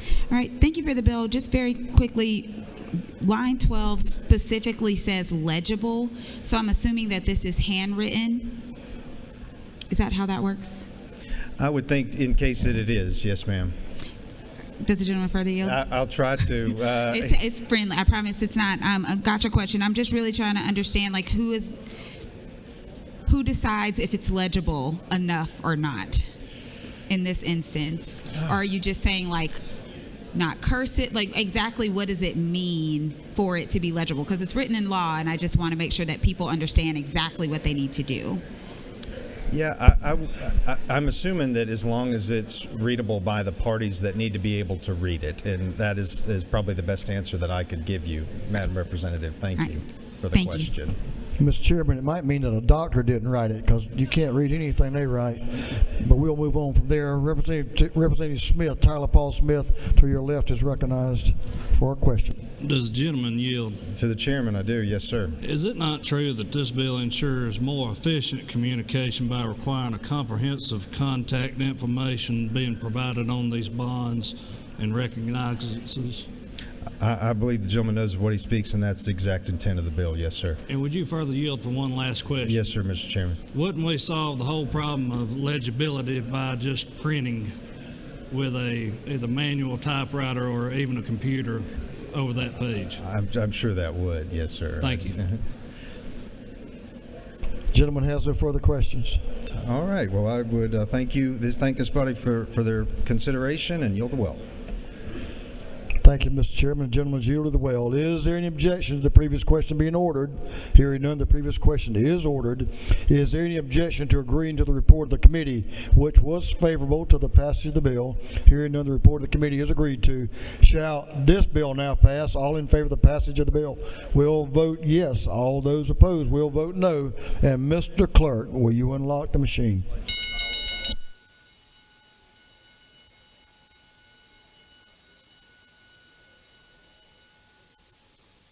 Have all members voted?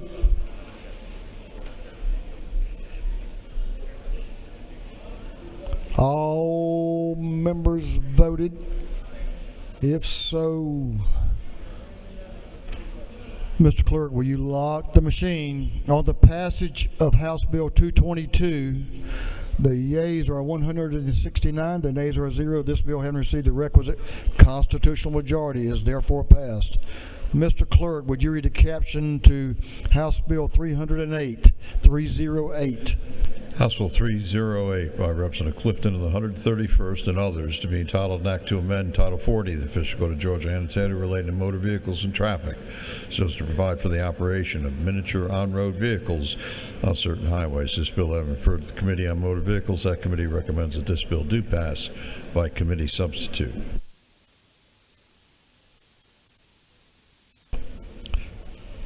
You ready, Representative Clifton? No pressure. You have all your family here in the house, and you have all your family back from back home here today. Let's see what you got. Representative Clifton is recognized to present the bill. Thank you, Mr. Speaker. Ladies and gentlemen of the House, I know we have a lot of bills today, so I will be short and sweet. As you see right here in a picture, this is a mini truck, and this is the mini truck bill. So essentially, there are a lot of trucks you may see driving around. They're American made. That is not currently the issue, but there are a lot of imports that come in.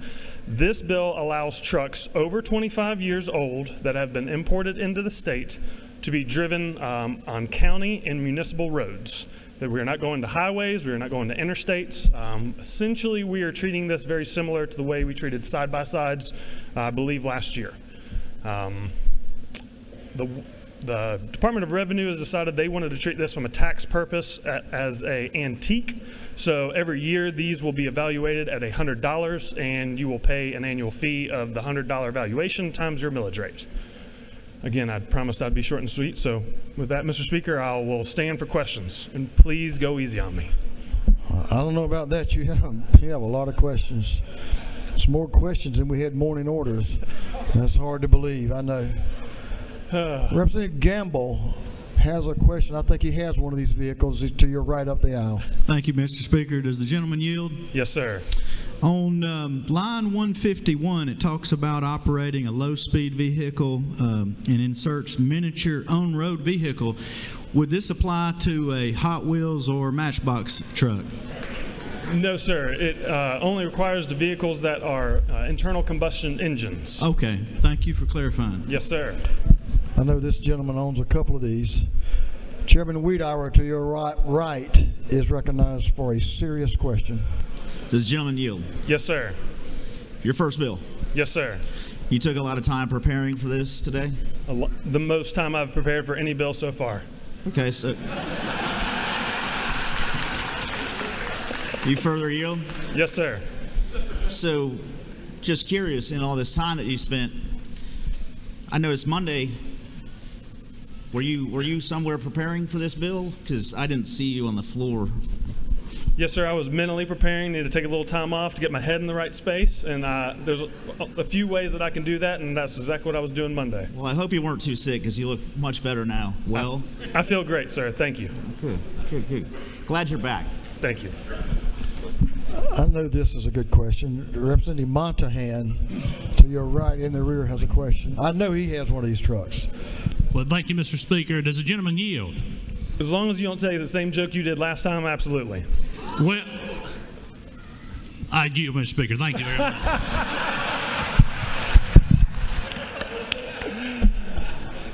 Call them out, brother, and we'll get to the bottom of this thing in a minute. Representative Stinson. Now, I want to know about this. I bet you use these in your business. Thank you, Mr. Speaker. Does the gentleman yield? Yes, ma'am. Is it not true that I own a hearse that's over 25 years old? So can my hearse be a part of your legislation to be considered an antique? Is your hearse under 4,000 pounds? With or without a body?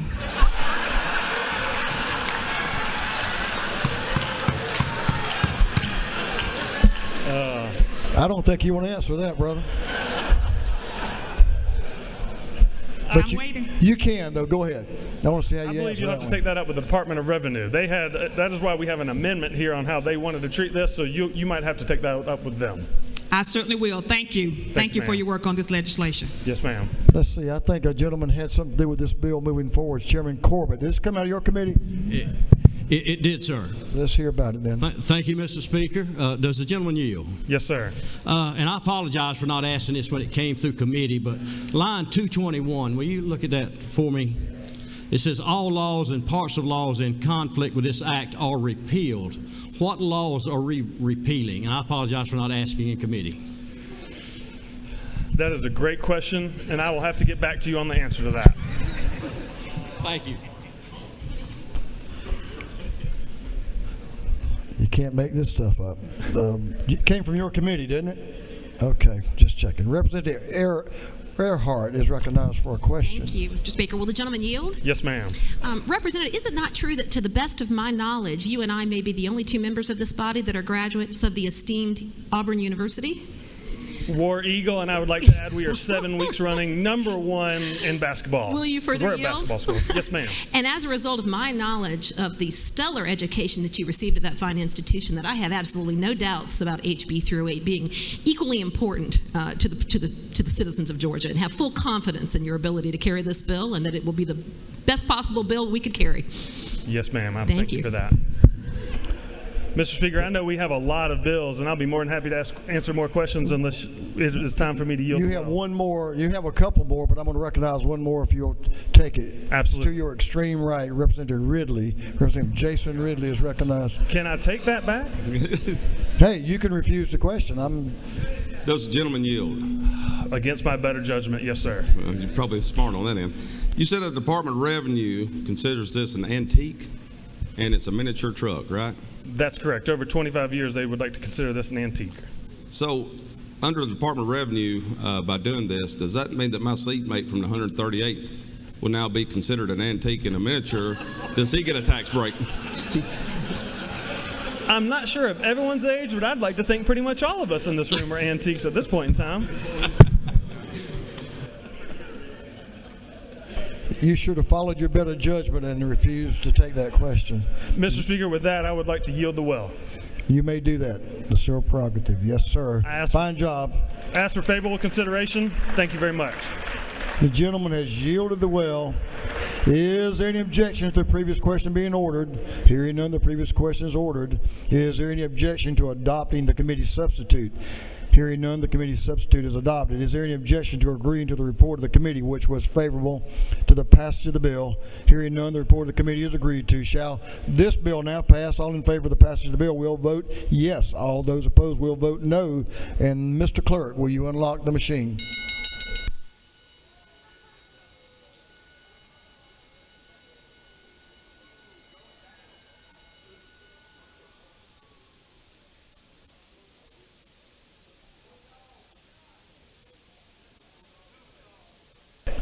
Have all members voted? For what purpose does Representative Martin rise? Parliamentary inquiry, Mr. Speaker. Is this about college athletics? It might be, yes, sir. Against my better judgment. State Isn't your it true inquiry. that the gentleman wasn't looking good there for a minute, and I was going to offer to table the gentleman's bill so he could get all the other people from Auburn that drive those mini trucks over here to help him out. We'll see how it works out. We'll see how it works out. Of all members voted this, so Mr. Clerk, will you lock the machine on the passage of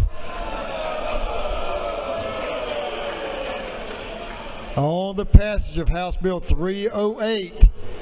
The yeas are 170 and the nay is 1. This bill, having received the requisite constitutional majority, is therefore passed.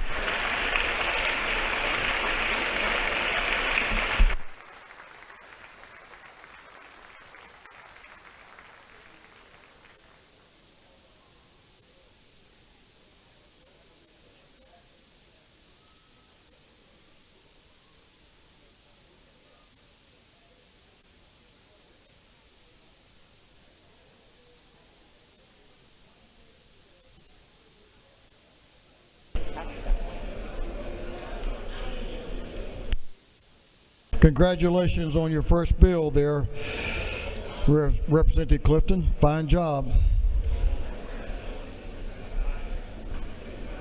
Okay, House members, we're going to call House Bill 108. Mr. Clerk, will you read the caption to House Bill 108?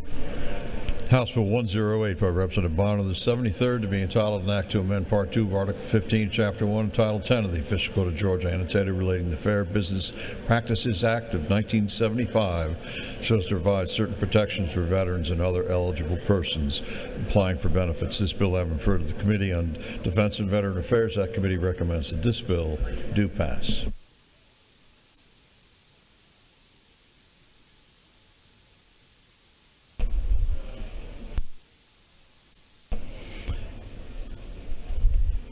Chairman Bonner is recognized to present the bill. Chairman Bonner.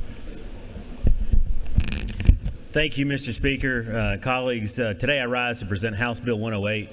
First, I would like to thank this body for all that you have done over the years for our veterans here in the state of Georgia. I'd also like to thank our Defense and Veteran Affairs Committee. Being the chair of that committee has certainly been a true honor, and I appreciate all that they do to help our veterans throughout the state. In the interim, our committee, along with our Senate counterpart, had a series of hearings across the state to look at the issue of veterans benefits and how our Georgia veterans were receiving those benefits from the VA. And unfortunately, kind of the result of those hearings is a determination that the VA is a broken system.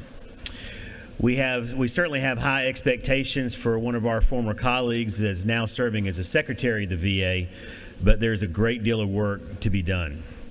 Currently, the backlog on appeals is over 300,000 claims. This means the average wait time according to the VA for appeals is upwards to 2.5 years. Most appeals take anywhere between 5 and 10 years. Now, this is no reflection on our own Georgia Department of Veteran Services. Commissioner Ross and her team are doing an outstanding job and doing all they can. And this is no reflection on our veteran service organizations like the VFW and the American Legion. Again, they are certainly doing all they can to keep up with the demand.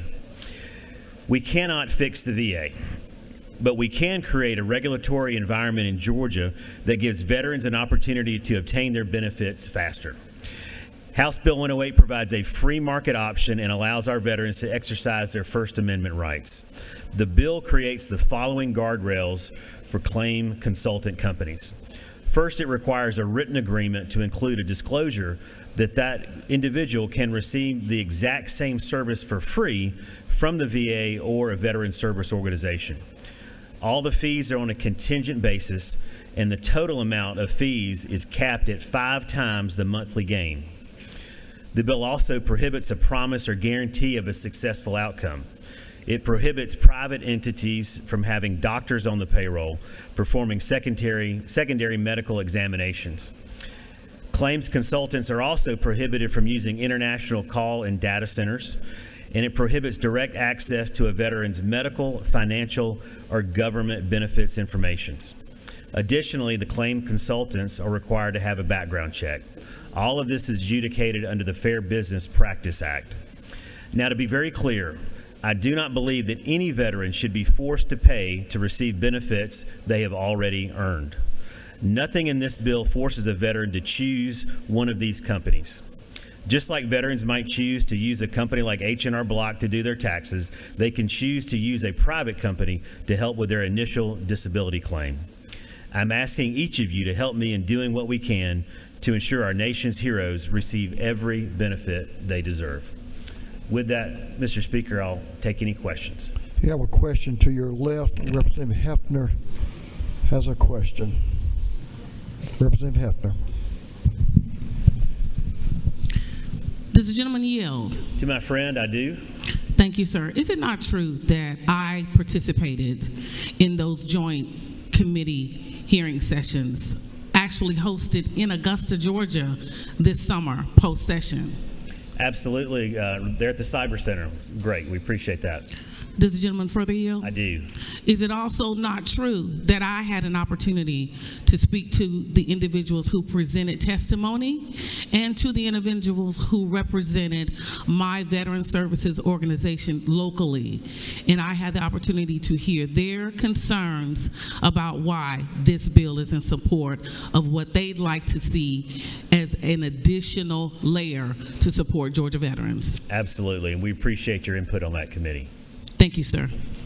You have a question again to your left. Representative Jackson would be recognized for a question. Representative Derek Jackson. Thank you, Mr. Speaker. Mr. Chairman, do you yield? I do. Is it not true that I oppose this bill? That is correct. Do you further yield, Mr. Chairman? On line number 43, which gives me great heartburn, that this allows for the middle person to not to exceed 5 times what that veteran could get. So for example, if the veteran gets $300, the middle person that's offering these services will have the ability to charge the veteran $1,500 for them receiving $300. Is that not true? That is correct. I would say to that it is, again, a contingent fee basis, so they only pay if they actually get the benefit. They know up front what it would be capped at, so they have an idea of what that amount may be. And I would submit that there is a time value of money principle involved, so that getting that getting that money now versus that benefit 2 to 3 years from now is worth more. And I think that our veterans ought to have the option, in order to pay, to get that benefit sooner versus later. Mr. Chairman, do you yield for one more question? I do. So is it not further true that if the veteran decides to go the free route, which currently exists for that veteran, the results will not change because the middle person cannot influence that process no differently than if they decide to go the free route? Well, I would argue with one point in that. While it is true they have the option to use a free service, what the data shows us is that oftentimes, more often than not, using that service going directly to the VA or directly to a VSO, oftentimes the time it takes to adjudicate that claim is much longer than using a claims consultant. So I would say that, again, they have that opportunity, but the data shows that if they want to have an opportunity to get that benefit faster, they may use a claims consultant. Thank you, gentlemen. I have let's have a question from a veteran. Chairman DeLoach is recognized for a question. Does the gentleman yield? To my friend, I do. Mr. Chairman, isn't it true that if we don't pass this bill, there's absolutely no limitation on what these services can charge? That is correct. These companies operate in Georgia now, so we have the choice to do nothing, which allows these companies to operate in unregulated, or we have the opportunity to put in guardrails that protects our veterans. Thank you very much for the bill. Thank you.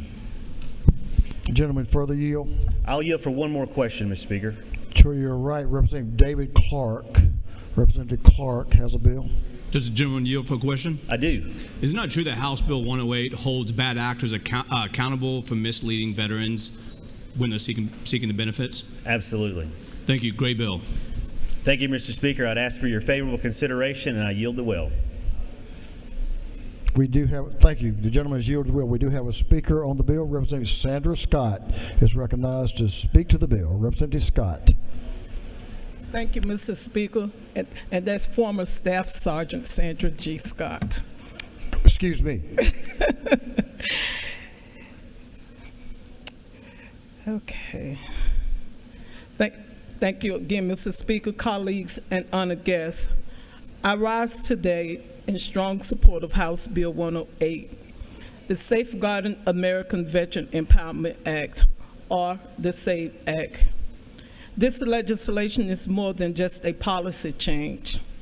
It is a necessary step in protecting the brave men and women who have served our country from being preyed upon by deceptive actors who seek to profit from their sacrifice.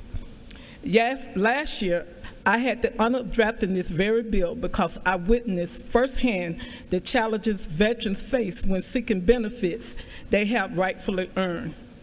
Unfortunately, there are individuals and businesses that exploit our veterans during this vulnerable time, charging them excessive fees, making false promises, and in some cases, even withholding critical information about the free services available through the VA and the Georgia Department of Veteran Services. This bill puts an end to those practices. However, we also recognize the importance of ensuring that veterans receive high-quality assistance when navigating the claims process. During our discussions, veterans and stakeholders raised a valid concern. How do we ensure that those providing services are legitimate, competent, and truly working in the best interests of our veterans? We had filed a minority report was done on this bill, and after listening to the voices of our veterans, we asked for an amendment to require a certification process for vendors providing assistance with veteran benefits claim.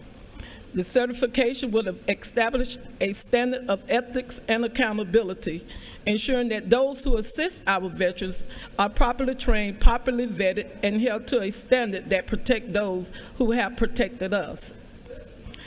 The amendment would have strengthened House Bill 108, making it a bill by veterans for veterans, one that offers not only protection but also reliable and accountable assistance for those navigating the benefit system. Colleagues, today we have an opportunity to do right by our veterans. By passing this bill with hopefully to get an amendment in the Senate, we will safeguard their financial security, protect them from deceptive practices, and ensure that those offering services meet the highest standards of integrity. I urge you all to join me in supporting House Bill 108 and to stand with our veterans, not just in words, but in action. Thank you, Mr. Speaker, and I yield the will. The lady has yielded the will. Is there any objection to the previous question being ordered? The chair hears none. The previous question is ordered. There is a minority report. Does the lady wave? The lady waves. Is there any objection to agreeing to the report of the committee which was favorable to the passage of the bill? The chair hears none. The report of the committee is agreed to. Shall this bill now pass? All in favor of the passage of the bill will vote yes. All those opposed will vote no, and the clerk will unlock the machine.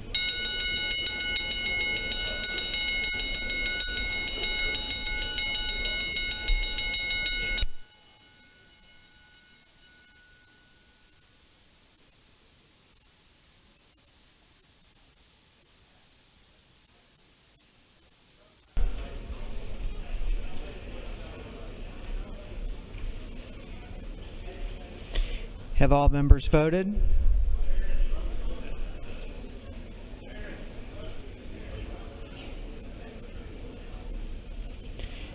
Have all members voted? If so, for what purpose does Representative Glaze rise? Parliamentary. State your. Is it not true that I am the wife of a disabled vet, and it took over 20 years to get his disability benefits? We had to go to an outside company to get those benefits.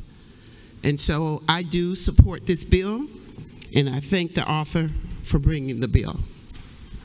The lady knows of which she speaks. Shall this bill, for what purpose does Representative Holly rise? Parliamentary inquiry. State your inquiry. Madam Speaker, is it not true that while I certainly support this bill, I think that it's going to be able to help our veterans, but certainly we need to be cautious in the future to make sure that we are not excluding those persons who are in an assistive capacity, and possibly by doing so, by making sure that we are being careful with the words that we put in the bill so as to not be exclusive. The gentleman knows of which he speaks. Have all members voted? If so, the clerk will lock the machine on the passage of the bill. The yeas were 158, the nays were 10. The bill, having received the requisite constitutional majority, is therefore passed. Clerk will read the caption to House Bill 176. House Bill 176.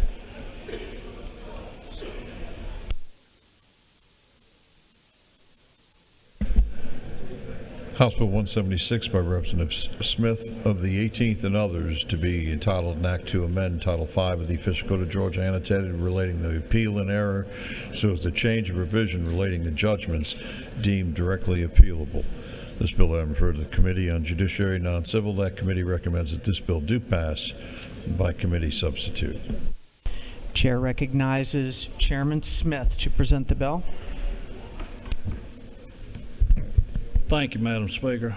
Members of the House, I come to you today with a bill that we passed out of this great House last year, and word reached my ears that apparently there was a printing problem. I don't know whether it was it ran out of paper or we just need to go plug the darn thing back in over there, but I think we've got a good group that'll go over there and help them with their technical difficulties this year if they run into that same situation. Ladies and gentlemen, just to go over briefly, Section 1 of this bill would make direct appeals of a conviction available when some charges are on the dead docket. Section 2 would make a direct appeal of a guilty plea subject to judicial discretion. And Section 2-1 would actually allow prosecutors more time to respond to amended motions for a new trial. Section 1-3 would reinstate meaningful access to request post-conviction review from the court, and Section 3-1 would actually allow the motion to withdraw a guilty plea to be within the term of court or 30 days, whichever occurs last. That, in essence, is the bill, Madam Speaker, and I'll yield for any questions if there are any. That riveting explanation. Thank you. There are no questions after Thank you, that Madam riveting Chair. I'll yield well and ask this body's favorable I consideration. spoke too quickly. Chair recognizes Representative Martin for a question. Gentleman, yield for a question over here to your right. I will. Yes, sir. I was just wondering, as the Pro Tem said, is not true, that riveting explanation of the bill. You went kind of fast. Could you do it again and speak slower? Gentleman is out of order. Is there any objection? The gentleman, there are no more questions. The gentleman has yielded the well. Is there any objection to the previous question being ordered? The chair hears none. The previous question is ordered. Is there any objection to adopting the committee substitute? The chair hears none. The committee substitute is adopted. Is there any objection to agreeing to the report of the committee which was favorable to the passage of the bill? The chair hears none. The report of the committee is agreed to. Shall this bill now pass? All in favor of the passage of the bill will vote yes. All of those opposed will vote no, and the clerk will unlock the machine.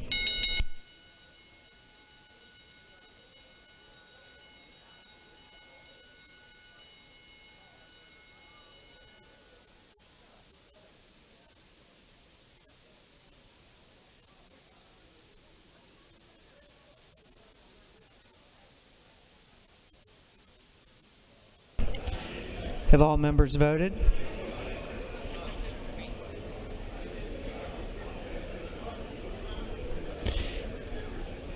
Have all members voted?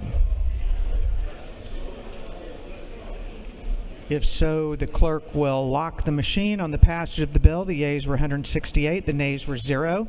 The bill, having received the requisite constitutional majority, is therefore passed. Clerk will read the caption to House Bill 253. House Bill 253. House Bill 253 by Representative Clark of the 100th and others to be entitled an act to amend Chapter 11 of Title 15 and Article 1 of Chapter 9 of Title 19 of the Official Code of Georgia annotated relating to juvenile code and general provisions relative to child custody proceedings so as to enact Ethan's Law. This bill having referred to the Committee on Judiciary Juvenile. That committee recommends that this bill do pass by committee substitute. Chair recognizes Representative Clark to present the bill. Thank you, Madam Speaker. I'm honored to present House Bill 253 called Ethan's Law. It's a measure designed to better protect children and parents subject to child custody orders issued by Superior Courts. Under current law, Superior Court judges can order children to attend reunification camps outside of Georgia. This not only removes the child from our jurisdiction, an issue in itself, but also violates parental rights. Parents with sole custody are being forced, under court order and threat of contempt, to send their children across state lines for reunification with a parent who is previously deemed unfit for custody. This is unacceptable, especially when Georgia has thousands of qualified counselors, therapists, and mental health professionals available to provide support within our state. Ethan's Law would also protect judges. Many Superior Court judges in Georgia are not fully informed about the realities of reunification camps and have not heard from victims. As a result, they may not fully grasp the lifelong trauma these rulings can create.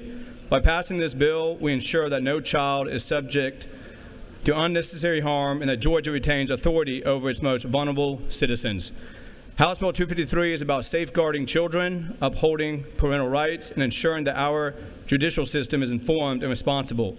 I urge my colleagues to support this critical measure, and this bill simply just ends the reunification camps here in Georgia of having our kids sent out of state. And I'll say, I called it Ethan's Law, and when this bill passes, and I'm asking you to vote yes, and we get it across in the Senate into the governor's desk, it won't help Ethan, because when this bill goes into effect July 1st, he would have just aged out. But what it's going to do is help so many other kids from not going through this process. And also, I was talking to his brother Owen, and he had aged out last year, and I was talking to him, and I mentioned about an amazing book called The Comeback by Louis Giglio, and that book really hit me. It talked about God would take us through things, and sometimes horrendous, terrible, but he uses it because he knows that you can handle it, and he's going to use it to literally save another human life who can't handle what you just went through. And I told Owen that, and I was encourage y'all, if y'all going through this type of situations, but that's what this bill will do, and it'll carry on the legacy of Ethan and even his brother Owen, who went through the system. And so I'll take any questions with that, Madam Speaker. There is a question. The chair recognizes Representative Gullett for a question. Does the gentleman yield? Right in the center. Oh, sorry. Your front. Do you yield? I yield. Isn't it true that when Ethan testified through video at the committee, how moving and how just awful the situation was that he was put in and his brother Owen was put in? And I'm so appreciative of you meeting with him, God putting you together, but you're bringing the bill to fix this. So hopefully no other kids go through this. Exactly. And thank you for your support on this measure and working with me on this bill. Thank you so much. Chair recognizes Representative Corbett for a question. Thank you, Madam Speaker. Does the gentleman yield? I yield. Don't you have a couple of constituents over here in the corner that might be interested in this bill as well? I do. One's the stepmom to Ethan, an amazing woman, and what brought this to my attention and got to know the family. And then another one, Nathan, he's going through the same thing with his kids, heartbreaking. So, great bill. Thank you for this bill will mean a lot to pass it right here for those two families and many other families throughout Georgia. There are no more questions. Thank you so much, and I ask that you all vote yes on this bill. And I'll say one last thing. A big celebrity who went through the reunification camp type process was Britney Spears, and if you follow her story, she got sent to a camp like this. And so it affects everyone from the top down. And so please vote on House Bill 253 and let's pass Ethan's Law. Thank you. The gentleman has yielded the well. The chair recognizes Representative Evans to speak to the bill.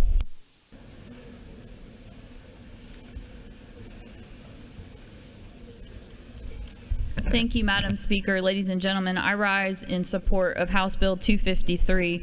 This bill will simply put some guardrails around any order of reunification therapy. And the two guardrails that are really the most important to me, and I hope would be important to you, is one, you can't order children to a reunification process that is going to say that they can't have any contact with the parent that they are currently living with that custodial parent. It is heart-wrenching and traumatic for these children to be sent to these reunification camps and they're allowed to have no contact with the parent that they are living with, fearing probably that that parent has abandoned them. This is just a bridge too far for me. And then the other one that's important is not sending them out of state. I'm going to read briefly from a Wall Street Journal article from August of last fall that I think really summarizes the human side of this and how horrible it is. There are plenty of stories out there, and we don't have time to talk about all of them, and I'm not going to read this whole article because it's 11 pages.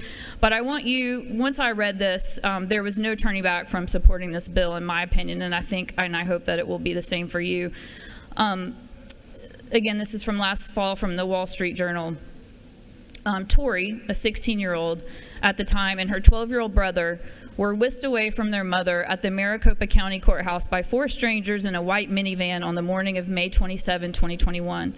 The strangers wouldn't tell Tori and her brother where they were going, she recalled, as the siblings held hands and cried in the back seat. After hours on the interstate, they arrived at a hotel somewhere by the ocean. The strangers, 3 men and 1 woman, barricaded the door to their room with furniture so they couldn't leave. The next morning, Tori, 16 years old, remembers one of them saying, "You're going to have a meeting with your father now." What Tori didn't know was that a judge had ordered the children to attend a 4-day family reunification program in Ventura, California with their father. The judge determined it was the only way to repair their relationship, damaged during a decade-long custody battle. The children had been living mostly with their mother and resisted seeing their dad because of his temper, Tori said. But court-appointed evaluators determined that the mother was poisoning the kids against their father, and she was suddenly barred from contacting her children at all. It would be around 2 years before Tori and her brother saw or talked to their mother again. 2 years. This is from Tori. "I tried to numb myself to what was happening. It was like surviving. But that only worked for so long because it absolutely destroyed me. The treatment this family underwent is part of an industry of intensive reunification therapy that has sprung up during the past decade.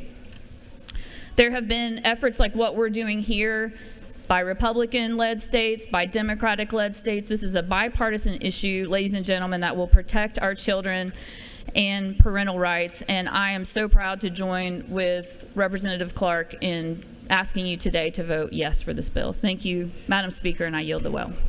The lady has yielded the well. Is there any objection to the previous question being ordered? The chair hears none. The previous question is ordered. For what purpose does Representative Kelly rise? Parliamentary inquiry. State your inquiry. Madam Speaker, is it not true that Ethan's Law establishes critical protections that will prevent the use of force and coercion and will ultimately prioritize the safety of our children across our state? The gentleman knows of which he speaks. Is there any objection to adopting the committee substitute? The chair hears none. The committee substitute is adopted. Is there any objection to agreeing to the report of the committee which was favorable to the passage of the bill? The chair hears none. The report of the committee is agreed to. Shall this bill now pass? All in favor of the passage of the bill will vote yes. All those opposed will vote no. And the clerk will unlock the machine.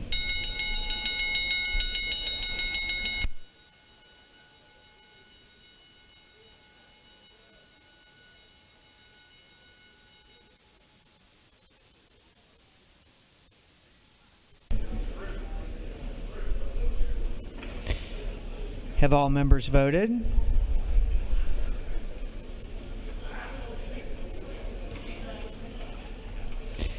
Have all members voted? If so, the clerk will lock the machine on the passage of the bill. The yeas were 166. The nays were 0. The bill, having received the requisite constitutional majority, is therefore passed.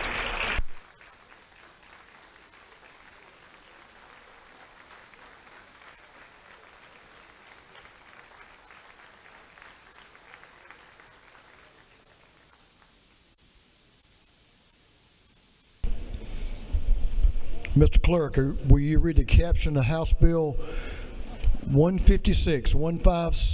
House Bill 156 by Representative Jones, the 25th and others, being titled an act to amend Chapter 1 of Title 6 of the Official Code of Georgia, annotated relating the general provisions relative to aviation so as to provide the Department of Transportation with authority over vertiports. This bill having been referred to the Committee on Technology and Infrastructure Innovation. That committee recommends that this bill do pass by committee substitute. Chair recognizes Representative Todd Jones. Chairman Jones is recognized to present the bill. House Bill 156. Thank you, Mr. Speaker. Exciting day here in Georgia, potentially bringing air taxi transportation to our great state. What HB 156 does is merely put into code the definition of a vertiport, which will effectively facilitate the use of air taxis in our state. And I thought instead of explaining what an air taxi is, I thought I would basically first and foremost acknowledge a Georgia-based company manufacturing air taxis in our great state, Archer, who's up in the gallery. We appreciate them being here. And I'd like to cue a video so you can see an air taxi in business.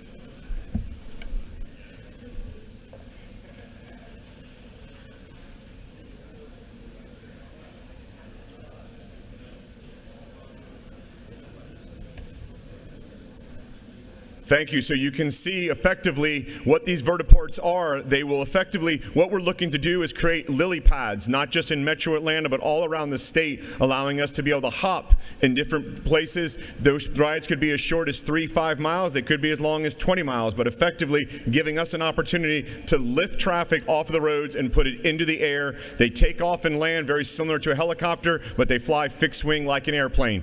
Mr. Speaker, that is the summary of the bill, and I'll stand for any questions. To your left, Representative Jasmine Clark has a question. Thank you, Mr. Speaker. Does the gentleman yield?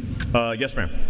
So thank you for the video. That actually looks really interesting. My question is, how many of these could be in the air at the same time without us having to now develop, I guess, a state-level form of FAA just to make sure they're not crashing into each other and things like that? I think at scale, like if it's just one company now, that makes sense, but there's nothing that stops a bunch of air taxi companies from popping up and these things flying all around us, and how do we regulate that? Yes, so Representative, thank you very much for the question. And I want to be clear, they are the only one in Georgia manufacturing, but there are other air taxi companies manufacturing in other states that they should change their mind and come to our great state and manufacture their product. But that stated, the FAA is consistently putting out new rules, just like they have rules in terms of where the helicopters have to fly, where airplanes have to fly, where no-fly zones are at, where TFRs are at, and we have zones 1, I believe, through 4 within the FAA law. We'll have the exact same type of operations when they get functional next year. All right, thank you. Okay, thank you. How about if we have a question from a pilot, Mr. Chairman? Chairman LaHood, to your right, is recognized for a question. Does the gentleman yield? Yes, sir. Is it not true that by passing House Bill 156, Georgia will establish itself as a leader in emerging technology in aviation? Yes, I think this is a great opportunity for us to transition from being number 1 in business to being number 1 in thought leadership. Thank you very much for the question. You have a lot of thoughts out there. I'll just tell you that. We'll recognize somebody else for a question. Representative Williams wants to take these from down where that cherry wine is to come to Atlanta from the coast. Representative Williams. Thank you, Mr. Speaker. Will the gentleman yield? Yes, sir.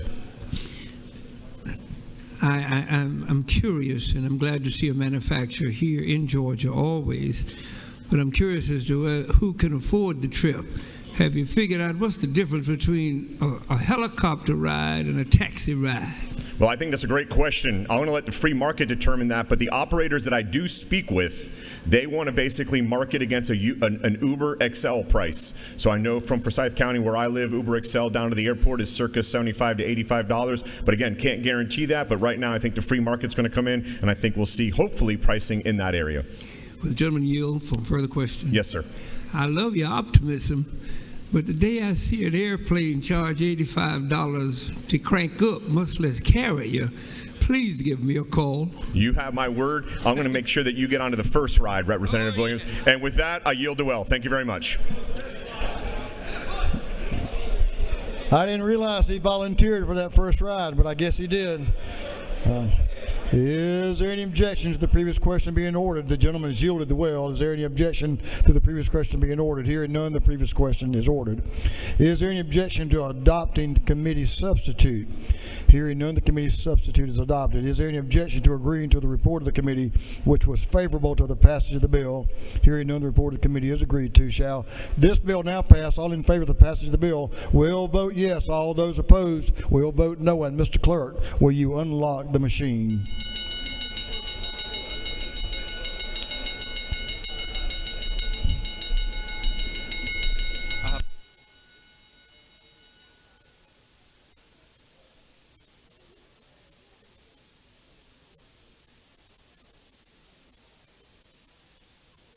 For what purpose does Representative Rhodes rise?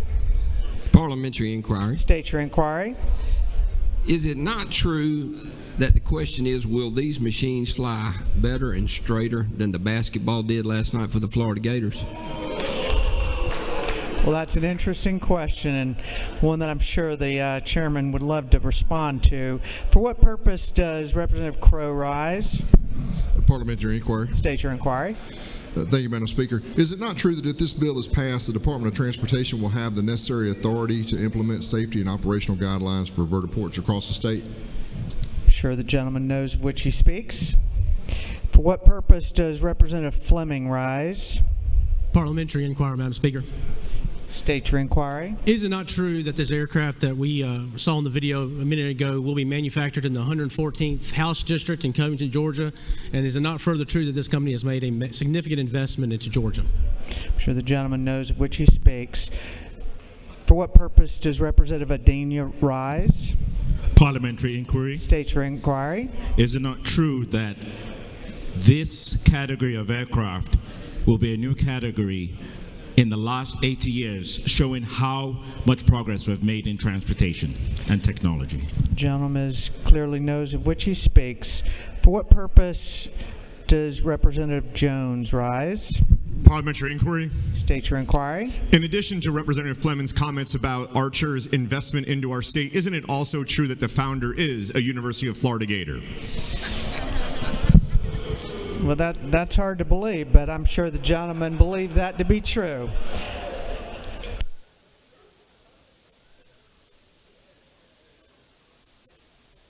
Have all members voted? Have all members voted the way they choose to vote? All members voted. If so, the clerk will lock the machine. On the passage of the bill, the yeas were 162, the nays were 7. The bill, having received the requisite constitutional majority, is therefore passed. Clerk will read the caption to House Bill 14. House Bill 14.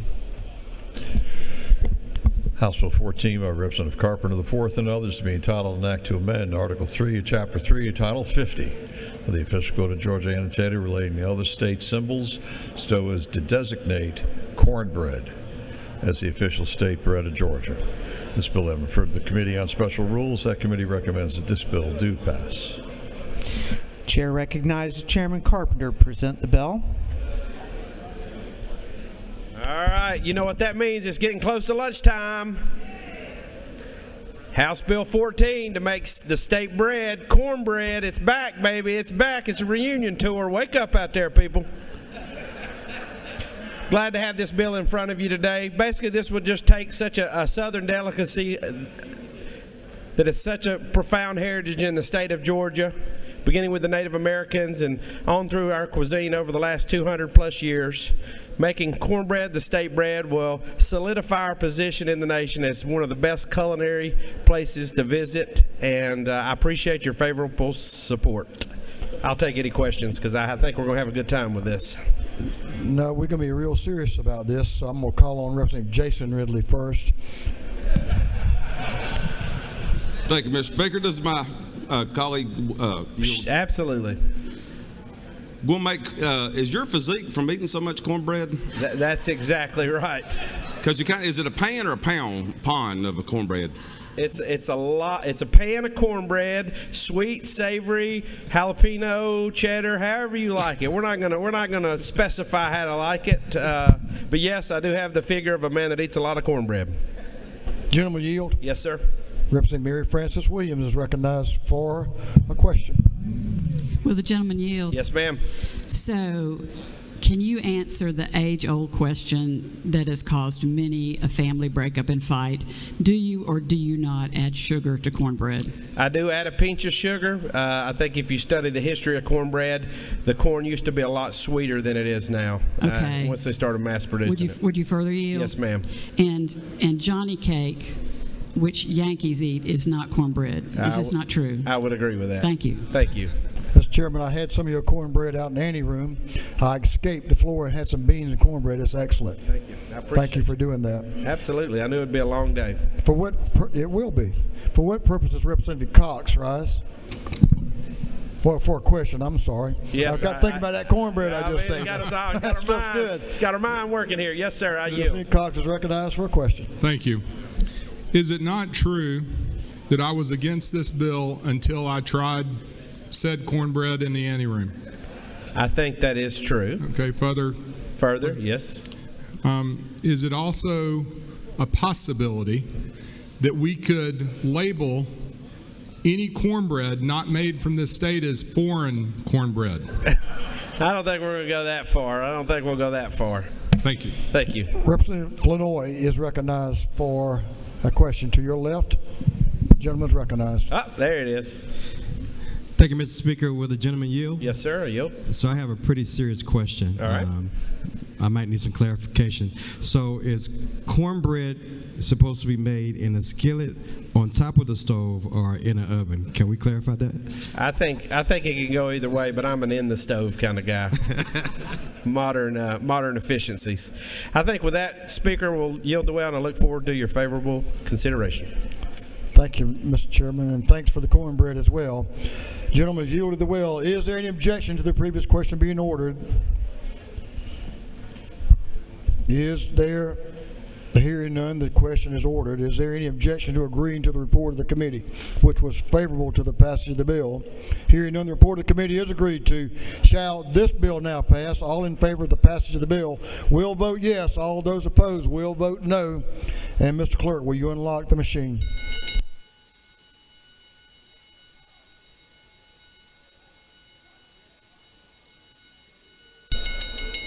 Have all members voted? For what purpose does Representative Petrie rise?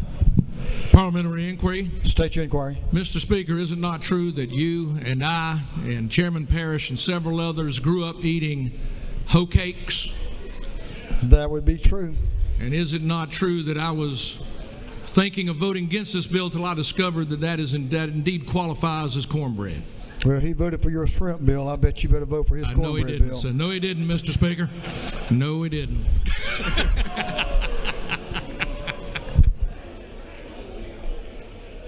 Well, he's voting against his own bill, so that's fine. I guess he can do that. For what purpose does Representative Saines rise? Parliamentary inquiry. State your inquiry. Is it not true that given the supplemental information we've received in this room to the west of us, that we appreciate the wisdom of the Rules Chairman to ensure that food symbol bills are brought to our attention when there are additional bills on the calendar? Thank you for feeding us. I think so, yeah. Whatever you said. I have one more parliamentary inquiry, and that's going to see for what purpose does Representative Moore rise? Parliamentary inquiry. State your inquiry. Isn't it true that I have a bill out there on the floor getting ready to come through committee that will make the cornbread the official bread to the official dipping sauce of Georgia for collard greens? Hey, not to be outdone. Those collard greens are special to Georgia, too. Have all members voted? If so, Mr. Clerk, will you lock the machine on the passage of House Bill 1414? The yeas are 157, the nays are 4. This bill, having received the requisite constitutional majority, is therefore passed. Mr. Clerk, will you read a caption to House Bill 233? House Bill 233 by Representative Townsend of the 179th to be entitled an act to amend Article 3, Chapter 3, Title 50 of the Official Code of Georgia annotated relating to other state symbols so as to designate Brunswick stew as the official state stew. This bill having referred to the Committee on Special Rules, that committee recommends that this bill do pass.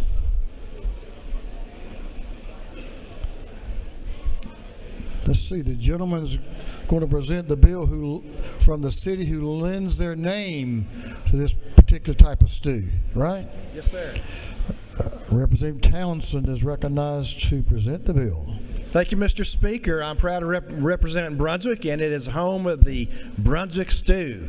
It originated back in the 1800s, and there's a county, Virginia, that claims differently, but you know how Virginians are anyway. I'm proud to say this has an economic and historical significance. We have a stew bully every year, raise over $20,000 having a little stew taste off. But you can find the best Brunswick stew down in South Georgia and, of course, down on the coast. So I'm going to ask for your favorable consideration. It goes with many things, whether it's biscuits, crackers, and especially cornbread. It's delicious stew. And that, Mr. Speaker, I'll be glad to answer any questions. You do have some questions. I want to hear this one.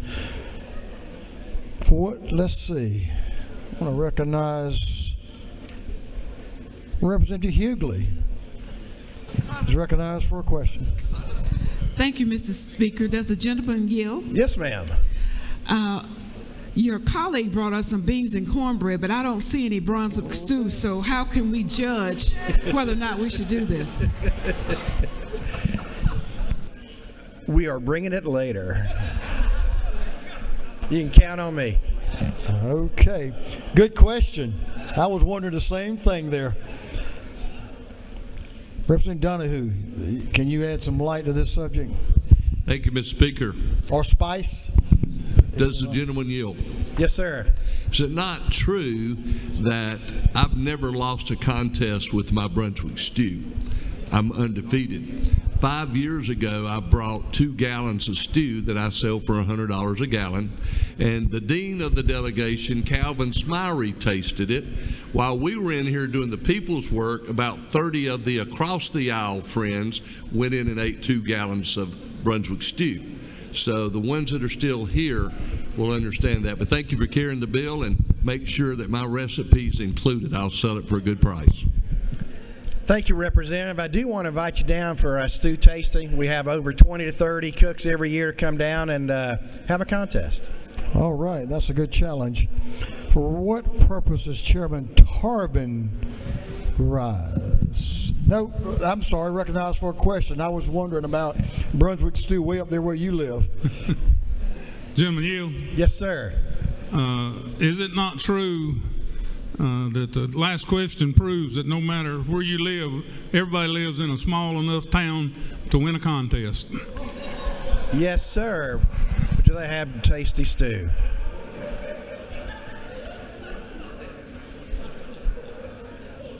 That may be the best question of the session right there. You want to yield for one more question? Yes, sir. We'll take one more. Okay. Representative Paris has a question. To your left. Thank you, Mr. Speaker. I'm sorry. To the right in the back. I'm sorry. Okay. Here you go. Yes, sir. Does the gentleman yield? Yes, ma'am. Is it not true that if you took a poll in here today that this bill would lose? I didn't hear you. What's that? If you took a poll in here today, would it not be that 51% of these people would say they don't like Brunswick stew? It would still be the best stew in Georgia. To make it the Thank official you, sir. state stew. Thank you. Yeah, we're about to find out. And that is a historic significance on the board that you can see as well, Mr. Speaker, and that I'll yield the well. We appreciate it. The gentleman has yielded the well. Is there any objection to the previous question being ordered? The chair has done. The previous question is ordered. Is there any objection to agreeing to the report of the committee, which was favorable to the passage of the bill? Hearing none, the report of the committee is agreed to. Shall this bill now pass? All in favor of the passage of the bill will vote yes. All those opposed will vote no. And Mr. Clerk, will you unlock the machine?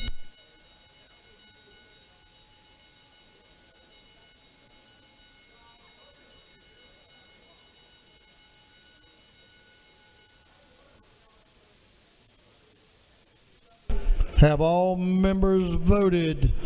All members voted. If so, Mr. Clerk, will you lock the machine? On the passage of House Bill 233, the yeas are 152, the nays are 2.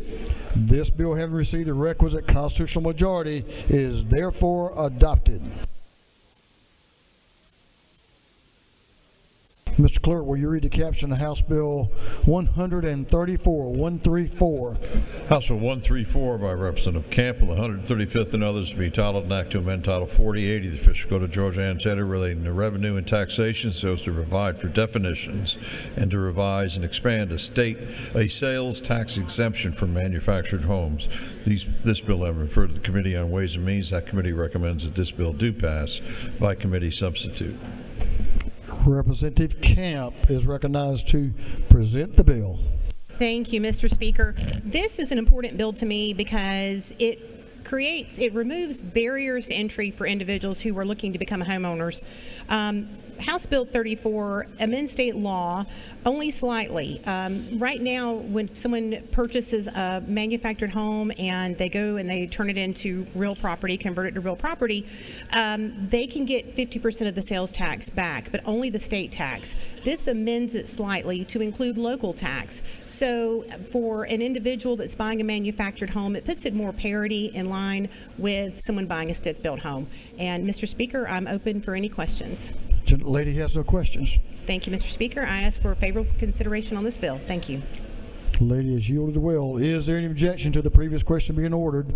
Hearing none, the previous question is ordered. Is there any objection to adopting the committee's substitute? Hearing none, the committee's substitute is adopted. Is there any question to agree to the report of the committee, which was favorable to the passage of the bill? Hearing none, the report of the committee is agreed to. Shall this bill now pass? All in favor of the passage of the bill will vote yes. All those opposed will vote no. And Mr. Clerk, will you unlock the machine?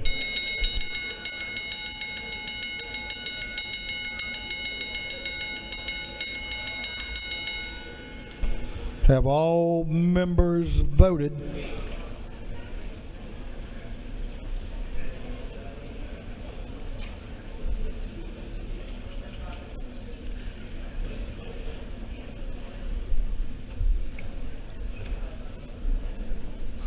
All members voted.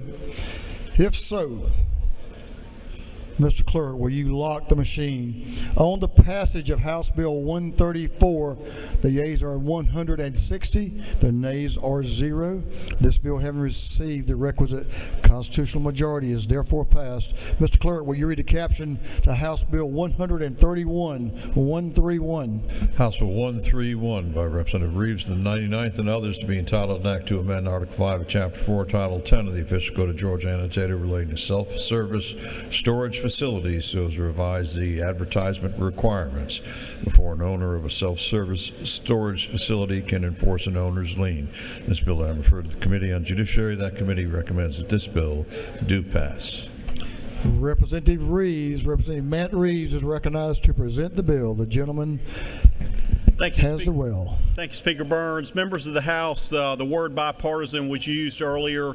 This bill is definitely a bipartisan problem-solving bill that modernizes Georgia's self-storage law in a very narrow and focused way for the benefit of our 1,500 small businesses, mostly family businesses who run self-storage, and it'll also benefit customers, paying customers of self-storage who, of course, are renters, people who've gone through life changes, students, and people who definitely need to have the best budget they can.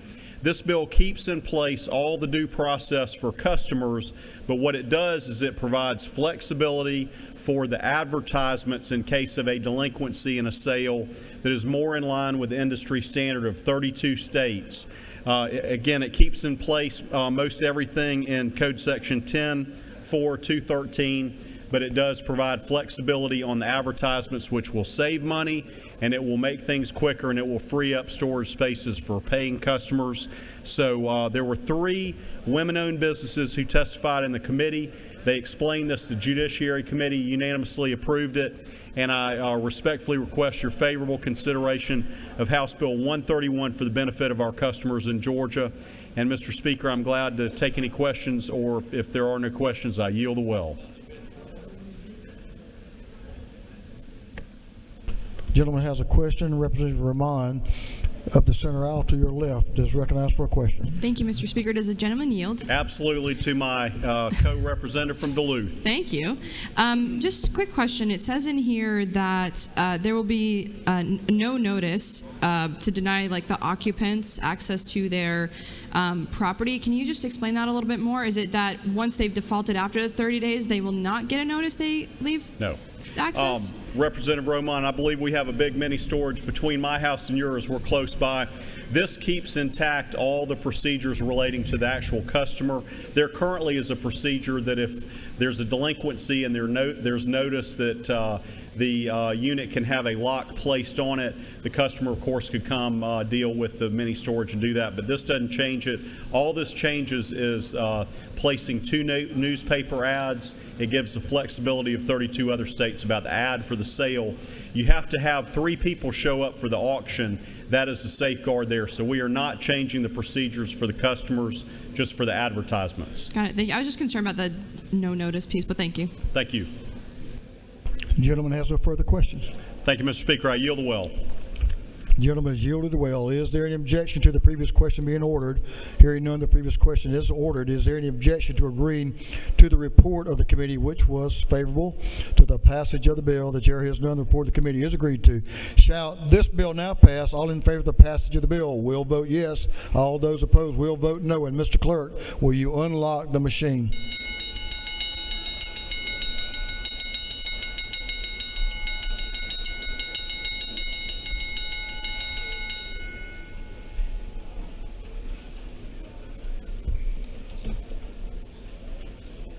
Have all members voted?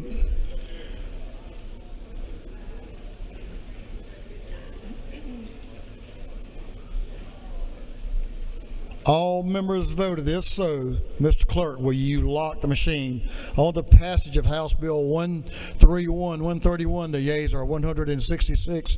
The nays are 0. This bill, having received a requisite constitutional majority, is therefore passed. Mr. Clerk, will you read the caption to House Bill 392? 392. House Bill 392 by Representative Martin of the 49th and others to be titled an act to amend Chapter 5B, Title 15 of the Official Code of Georgia, annotated, relating to tax courts, so as revise the dates for certain events regarding the Georgia tax court. This bill having referred to the Committee on Judiciary, that committee recommends that this bill do pass. Chairman Chuck Martin is recognized to present the will.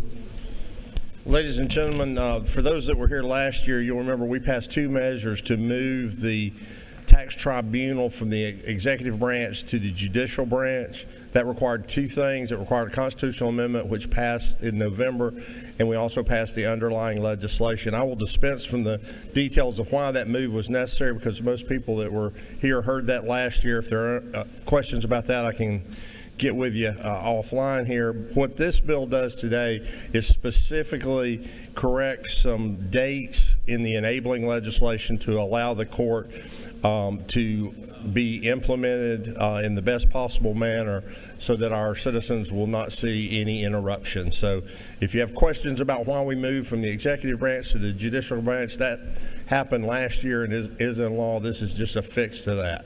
With that, Mr. Speaker, I'd ask for the House's favorable consideration of House Bill 392. If there are no questions, I'll yield the well.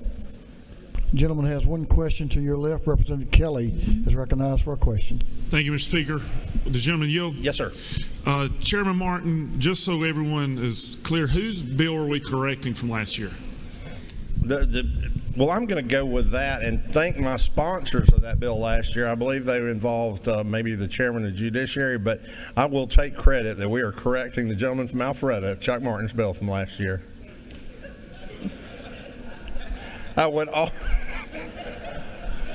can I at least hit back? You have to. I would thank the learned member of the Judiciary Committee for not, calling me out on it last year, but waiting to embarrass me in the well today. We all have to admit our shortcomings. Yes, sir. If there are no further questions, I know people are ready for lunch. I yield the well. The gentleman has no further questions. He's yielded the well. Is there any objection to the previous question being ordered? Hearing none, the previous question is ordered. Is there an objection to agreeing to the report of the committee, which was favorable to the passage of the bill? Hearing none, the report of the committee is agreed to. Shall this bill now pass? All in favor of the passage of the bill will vote yes. All those opposed will vote no. And Mr. Clerk, will you unlock the machine?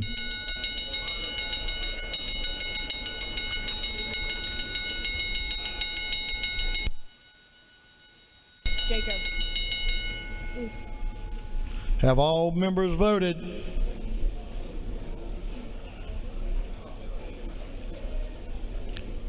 All members voted. If so, the clerk will lock the machine. On the passage of House Bill 392, the yeas are 164, the nays are 0. This bill, having received the requisite constitutional majority, is therefore passed. Mr. Clerk, will you read the caption of House Bill 171? House Bill 171 by Representative Thomas, the 21st, and others being titled an act to amend Part 1 of Article 3, Chapter 12, and Title 16 of the Official Code of Georgia Annotated relating to general provisions relative to obscenity and related offenses, so as to repeal and replace Code Section 161280. This bill having referred to the Committee on Judiciary Non-Civil, that committee recommends that this bill do pass by committee substitute. Representative Brad Thomas is recognized to present the bill. Thank you, Mr. Speaker. Today I stand before you to discuss House Bill 171, LC number 481512S, the Ensuring Accountability for Illegal AI Activities Act. This bill addresses one of today's biggest issues, and that's the transformation of traditional crimes through the use of artificial intelligence. Through history, humanity has grappled with crimes that shock the conscience. However, with the advent of advancing technologies, particularly AI, these old crimes have taken a new and more sinister form. AI is a remarkable tool. It has the potential to help humankind do incredible things. I truly believe that we can obliterate illiteracy in this state. It has a capability to perform medical examinations beyond superhuman. But unfortunately, it can also be used in misused in many ways that can not only amplify the speed of a criminal can perpetrate acts, but the grief it inflicts on its victims. AI technology has enabled the creation of highly realistic and believable simulations. This capability, while innovative, poses significant risks to Georgia when used unethically. One of the most heinous misuses we see today involves the generation of computer-generated obscene material depicting our children. These are not mere images, they are realistic simulations that can be indistinguishable from reality. These AIs, to make everyone clear, they're trained on the faces of our children and our grandchildren. They're taken from photographs and videos that these criminals obtain online. Under HB 171, we'll address these crimes directly by making the distribution of AI-generated obscene material depicting children a felony offense, punishable with prison term. This bill serves as a strong deterrent against the exploitation of AI technology to create and distribute such harmful material. Additionally, the scope of HB 171 extends beyond protecting children. It acknowledges and tackles other AI-related offenses targeting the most vulnerable populations. That includes disabled adults, and those that are dealing with stalking, whether it be regular or aggravated, and interfering fraudulently with our elections. We use the definition, a homegrown AI definition that's now become the gold standard across the United States. And in conclusion, it's a necessary step forward to adapt our legal system to the challenges posed by rapid technological advancements. I thank you very much, Mr. Speaker, and I'd be happy to take any questions. Gentleman has no questions. I'll be happy to yield for him. You have no questions. Oh, thank you, Mr. Speaker. With that, I yield the well. Means you did a good job. The gentleman has yielded the well. Is there any objection to the previous question being ordered? Hearing none, the previous question is ordered. Is there any objection to adopting the committee's substitute? Hearing none, the committee's substitute is adopted. Is there any objection to agreeing to the report of the committee, which was favorable to the passage of the bill? Hearing none, the report of the committee is agreed to. Shall this bill now pass? All in favor of the passage of the bill will vote yes. All those opposed will vote no. And Mr. Clerk, will you unlock the machine?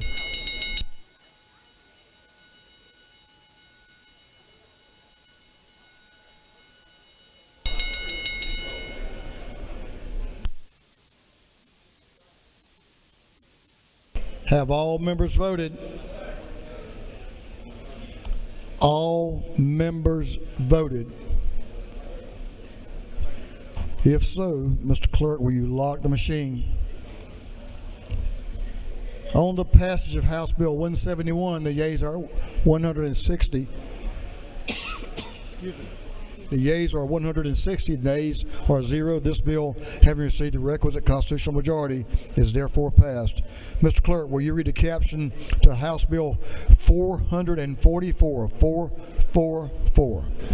House Bill 444 by Representative Silcox of the 53rd and others to be entitled an act to amend Chapter 4, Title 1 of the Official Code of Georgia annotated relating to holidays and observances so as to designate April of each year as Georgia Native Plant Month. This bill having referred to the Committee on Special Rules, that committee recommends that this bill do pass. Representative Deborah Silcox is recognized to present the bill. Chairlady Silcox. Thank you, Mr. Speaker. Ladies and gentlemen, I bring to you today House Bill 444 on behalf of the Native Plant Society and the Garden Clubs of Georgia to designate April as Native Plant Month. Native plants are better able to respond to drought and forest fires. They help maintain the balance of our ecosystem. They help reduce erosion and provide food for nesting and nesting materials for animals, birds, butterflies, and pollinators. By designating April as Native Plant Month, the goal is to bring awareness of the importance of planting native plants to keep Georgia healthier for animals and humans. I would ask for your favorable consideration. The lady has no question. I will yield the well. Thank you. She's yielded the well. Is there any objection to the previous question being ordered? Hearing none, the previous question is ordered. Is there any objection to agreeing to the report of the committee, which was favorable to the passage of the bill? Hearing none, the report of the committee is agreed to. Shall this bill now pass? All in favor of the passage of the bill will vote yes. All those opposed will vote no. And Mr. Clerk, will you unlock the machine?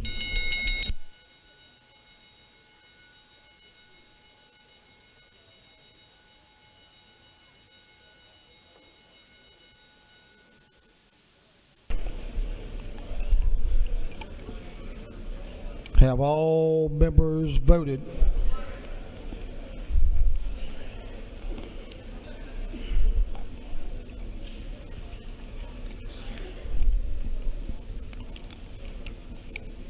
Have all members voted? If so, Mr. Clerk, will you lock the machine?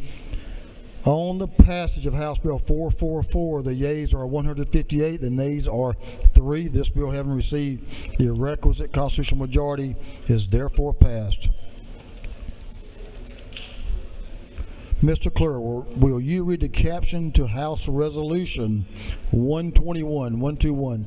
House Resolution 121 by Representative Chaplain, 135th and others, a resolution recognizing Mr. John W. Mixon and dedicating a building in his honor. This resolution having been assigned to the Committee on State Properties, that committee recommends that this resolution be adopted by committee substitute.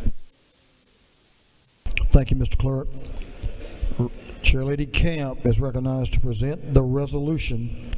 Thank you, Mr. Speaker, and thank you, colleagues, for hearing this today. It's House Resolution 121, and it is naming the Georgia Forestry Building in Macon, Dry Branch specifically, after a former commissioner. His name is John Mixon. He made a lot of innovations while he was commissioner from 1983 to 1995. He is still actively involved in the industry to this day. He's a good individual, and Commissioner Sabo, when I called and spoke with him regarding this, he was supportive of this measure. So I ask for your favorable consideration. I am open for any questions if anyone has any, Mr. Speaker. A lady has no questions. Thank you, Mr. Speaker. I yield the well. Lady Jesus yielded the well. Is there any objection to the previous question being ordered? Hearing none, the previous question is ordered. Is there any objection to adopting the committee substitute?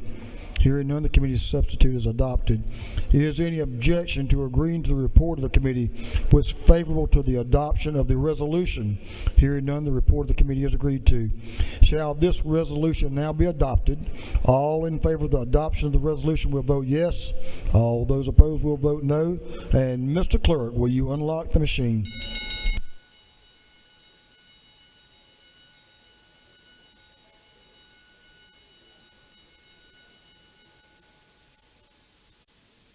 Have all members voted? All members voted? If so, Mr. Clerk, will you lock the machine? On the adoption of House Resolution 121, the yeas are 163, the nays are 0. This resolution, having received the requisite constitutional majority, is therefore adopted. Mr. Clerk, will you read the caption to House Bill 414, 414? House Bill 414 by Representative Jones, the 25th, and others to be entitled an act to amend Chapter 5 of Title 21 of the Official Code of Georgia annotated relating to government transparency and campaign finance, so as to revise the definition of person to include certain non-residents of the state. This bill having referred to the Committee on Governmental Affairs, that committee recommends that this bill do pass by committee substitute. Thank you, Mr. Clerk. Representative Todd Jones is recognized to present the bill. The gentleman is recognized. Thank you, Mr. Speaker. Ladies and gentlemen, I present to you House Bill 414. Effectively, this is a critical bill when it comes to our elections. Right now, we do not have an even playing field, so what this bill does, it does not expand at all the powers of the Georgia Ethics Commission, but it does expand its ability to apply its authority across all members of what I'll call the elections ecosystem. For an example, today, the Ethics Commission's subpoenas stop at our state lines.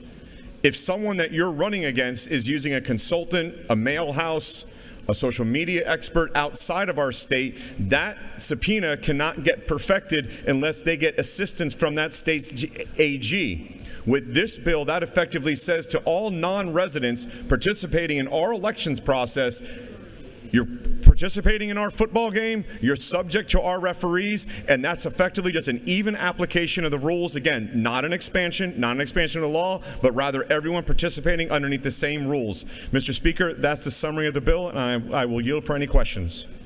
The gentleman has no questions. Thank you very much, sir. I yield the will, and I appreciate your favorable consideration. The gentleman has yielded the will. Is there any objection to the previous question being ordered? Hearing none, the previous question is ordered. Is there any objection to adopting the committee substitute? Hearing none, the committee substitute is adopted. Is there any objection to agreeing to the report of the committee, which was favorable to the passage of the bill? Hearing none, the report of the committee is agreed to. Shall this bill now pass? All in favor of the passage of the bill will vote yes. All those opposed will vote no. Mr. Clerk, will you unlock the machine?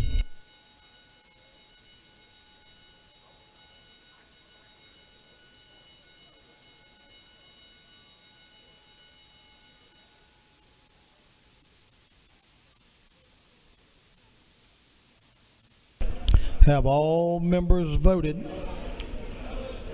All members voted? If so, Mr. Clerk, will you lock the machine? On the passage of House Bill 414, the yeas are 153, the nays are 9. This bill, having received the requisite constitutional majority, is therefore passed. Mr. Clerk, will you read the caption to House Bill 410, 410? House Bill 410 by Representative DeLoach, the 167th, and others to be entitled an act to amend Title 33 of the Official Code of Georgia annotated relating to insurance so as to provide for efficiency in the practice of the Department of Insurance. This bill having referred to the Committee on Insurance, that committee recommends that this bill do pass. Chairman DeLuce is recognized to present House Bill 410. Thank you, Mr. Speaker and members of the House. This is the bill you've been waiting on today. I think it's the last one on the calendar. This is a Department of Insurance bill, and it is truly a housekeeping bill. It corrects some language, such as where it says Vice-President. We take that out. Where it refers to the insurance commissioner as he, we've added or she, as we properly should do. The only thing of any real substance it does is it eliminates the need for agents to renew license every year and goes to a 2-year license, and it removes the requirement for each branch agency to have a license and allows them to operate under the license of the main office. That's the bill, Mr. Speaker.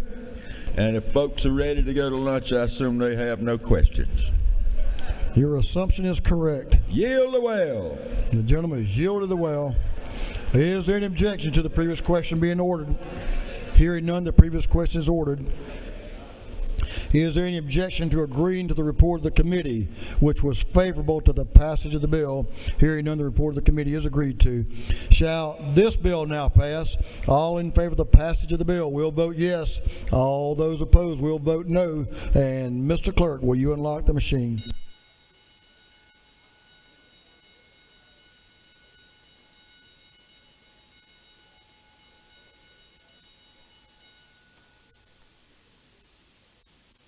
Have all members voted? All members voted. If so, clerk, will you lock the machine on the passage of House Bill 410? The yeas are 164, the nays are 0. This bill, having received the requisite constitutional majority, is therefore passed.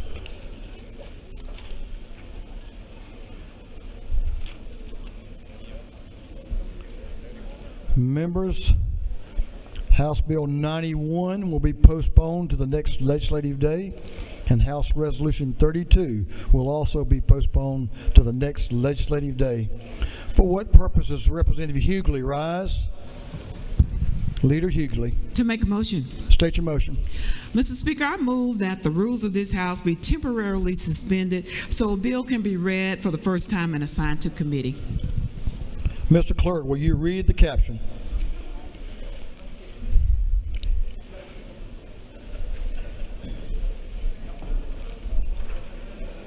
Unnumbered House Bill by Representative Bennett of the 94th to be entitled an act to amend Chapter 1 of Title 33 of the Official Code of Georgia annotated relating to general provisions relative to insurance.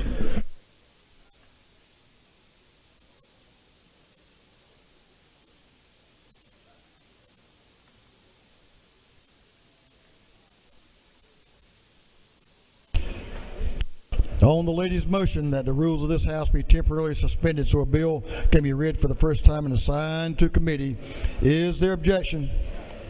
Insurance.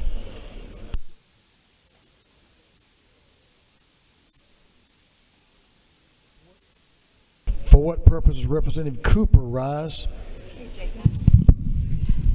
To make a motion, Mr. Speaker. State your motion.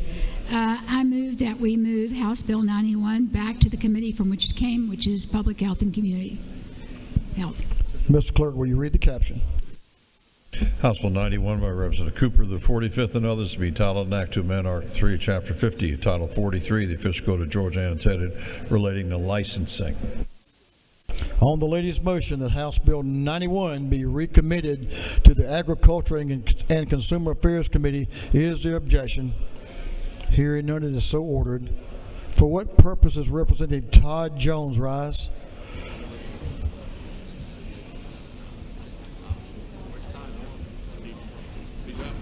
We'll come back to him in just a moment. For what purposes, Representative Eric Bell rise? I move that the rules be temporarily suspended so that a bill may be read for the first time and assigned to committee. I think that's your motion. Mr. Clerk, will you read the caption? Unnumbered House Bill by Representative Bell, the 75th, and others to be entitled an act to amend titles 15, 43, 44, and 45 of the official code of Georgia annotated relating to courts. On the gentleman's motion that the rules of this House be temporarily suspended so a bill can be read for the first time and assigned to committee, is there objection? Judiciary non-civil.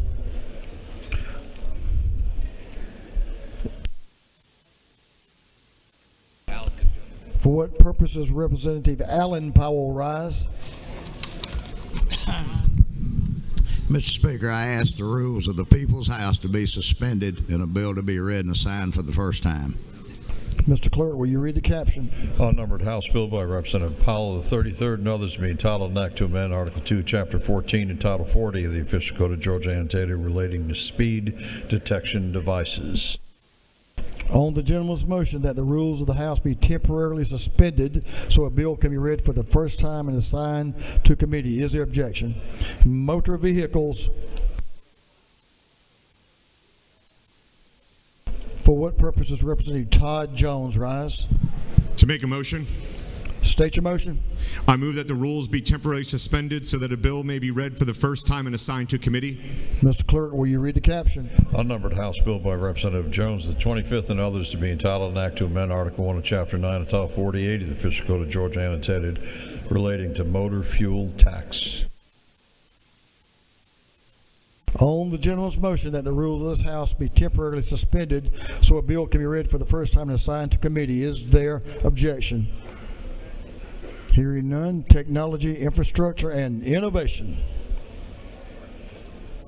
For what purposes Chairman Parsons rise? To make a motion. State your motion, sir.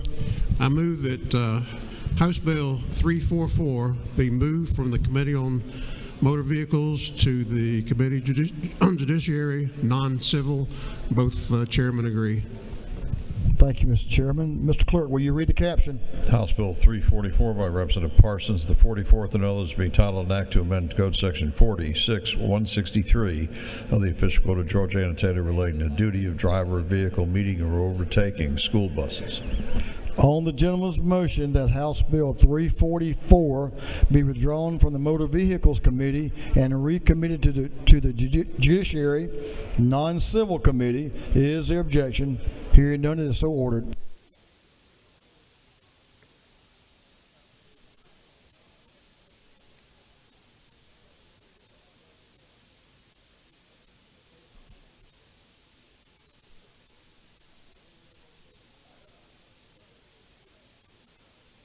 Mr. Clerk, will you read the caption to a group of privileged resolutions? Honoring the life and memory of Venice Ania Kilgore. Recognizing February 27th, 2025 as Georgia Municipal Court Clerks Council Day at the State Capitol, recognizing and commending MEAG Power on its 50th anniversary, honoring the work of the Georgia aerospace and defense industry, commending the Macon-Bibb County Industrial Authority for its exceptional contributions to economic development, commending the Mercer Bears football team for their exceptional 2024 season, commending Visit Macon for its outstanding contributions to increasing tourism in Macon-Bibb County, congratulating the Savannah County Day School Clay Target Team for winning the 2024 Georgia State Clay Target Championship, recognizing and commending communities and schools in Atlanta, commending the Duluth Fall Festival, recognizing and commending Delta Airlines on its centennial anniversary, commending Georgia Trauma Professionals, the Georgia Trauma Commission, and the Georgia Trauma Foundation, honoring and commending Anat Sultan Dadan, Consul General of Israel to the Southeastern United States, congratulating the Bremen High School Competition Cheerleading Team for winning the 2024 1A D1 Cheerleading State Championship, recognizing and commending the Georgia Teachers Leaders Consortium, recognizing and commending Sally Grubbs for her dedicated service as Chairwoman of the Cobb County Republican Party, recognizing February 26, 2025 as Charter Schools Days at the State Capitol, recognizing February 26, 2025 2025 is DeKalb Day at the State Capitol, congratulating Ernestine Hunter, recognizing March 26, 2025 as Executive Function Day at the State Capitol, commending the restaurant industry of Georgia, and recognizing February 26, 2025 as State Restaurant Day at the State Capitol, recognizing and commending Talmadge James on the occasion of her retirement, commending Delta Sigma Theta Sorority, Inc. for its 112 years of service, and recognizing March 3rd, 2025 as Delta Day at the State Capitol, commending Reign Over Cancer, Incorporated, and commending Clayton State University, and recognizing March 4th, 2025 as Clayton State University Day at the State Capitol. And for other purposes, that completes the reading of the privilege resolutions. Is there any objection to adopting the privileged resolutions? Hearing none, the resolutions are adopted.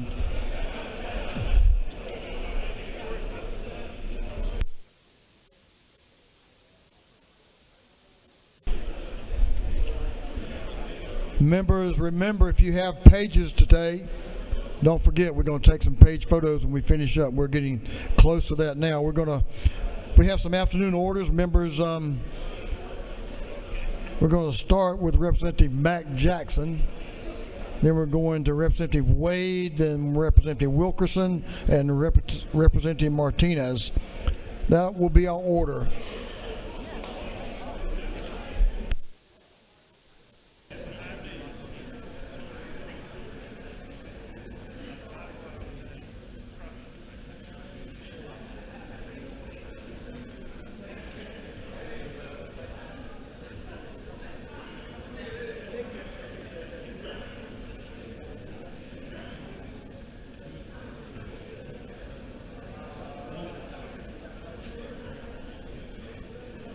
I'm going to recognize Representative Jackson. Members, if you'll please join me in standing. Members, if you'll give the gentleman in the wheel your attention, please stand to show your respect. All members, give the gentleman in the wheel. Representative Jackson and friends are recognized for an afternoon order. Thank you, Mr. Speaker. Today I rise because on September the 27th, 2024, a monster by the name of Hurricane Helene blew into Washington County around 3 a.m. in the morning. Little Harmony Leandra Taylor, her little brother, little Derek DeQuan Taylor, was sleeping in their room when an oak tree crashed into their home. These two precious young lives were lost during the most disastrous storm in this decade. Thank you to Governor Kemp, Speaker Barnes, for visiting Washington County after the storm and for aid and supplies during the recovery relief. Ladies and gentlemen, would you join me in a moment of silence for two precious souls that were lost to Hurricane Helene?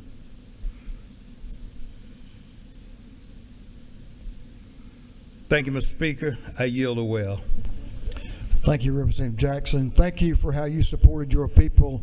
I saw you in action, and it was much appreciated by your home folks there in Sandersville and Washington County. Thank you for being there with them. And I know as you led your church, too, as well, and remembering all those folks. Thank you for what you've done. Our condolences go out to that family. Representative Will Wade, recognized, and friends. It's good to know. All right, the UGA caucus, if you are a UGA alum or represent University of Georgia, come stand with me, please. UGA caucus alumni, whether you're a caucus or not, I don't think you are. Right.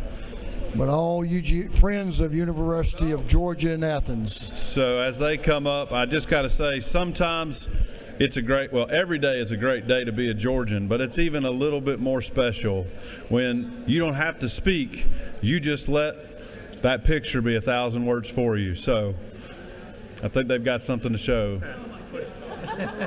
That's right. Number 3, Florida, went down to the Bulldogs last night. And to my friend from Forsyth County, you're welcome. Go Dogs. Go Dogs. All right.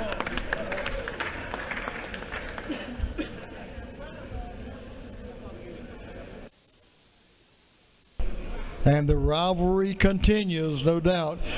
Representative Wilkinson and friends is recognized. Give the gentleman in the well your attention, please. We're about done here. This gentleman's recognized. Carolyn, you coming up, Madam Leader? Out. HBCU grads, any HBCU grads? HBCU. Wait, just pause just for a minute. We don't have a... HBCU graduates. Yeah. There you go. HBCUs. Yep, HBCU folks. Thank you, Mr. Speaker. They coming? All right. I'm going to wait till I'm told them. I'm sorry. Vice President, we may continue.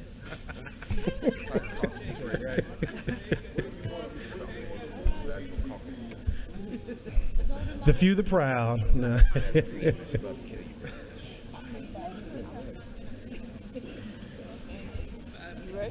Ready?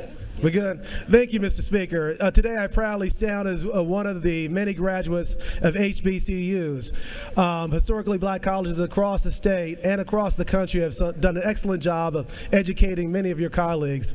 As a graduate of North Carolina A&T, those are the proudest years of my life. Today I stand here to thank our federal delegation for the work they've done over the last week, led by Senator Ossoff. Once the funding for the 1890 scholarship program was canceled, Senator Ossoff led the discussions to make sure that we got this funding reinstated. So today, on behalf of all of the graduates, all of those students that are impacted, I just want to say thank you. And I would also like to turn it over for 1 minute to my colleague who represents the great Fort Valley State. The Fort Valley State University is the second land-grant institution here in the state of Georgia. And so on behalf of all the faculty and staff and Dr. Jones and students of Fort Valley State University, I serve as the foundation board member. We are very grateful to Senator Ossoff and all of our federal delegation for the work they did to restore that funding, because we certainly need that and more at all land-grant institutions here, especially the Fort Valley State University.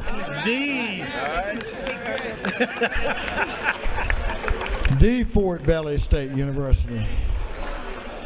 I tell you what, you got to love it. Representative Martinez and friends, give the gentleman your attention, please. Thank you, Mr. Speaker. The Fort Valley. I like the way that sounds.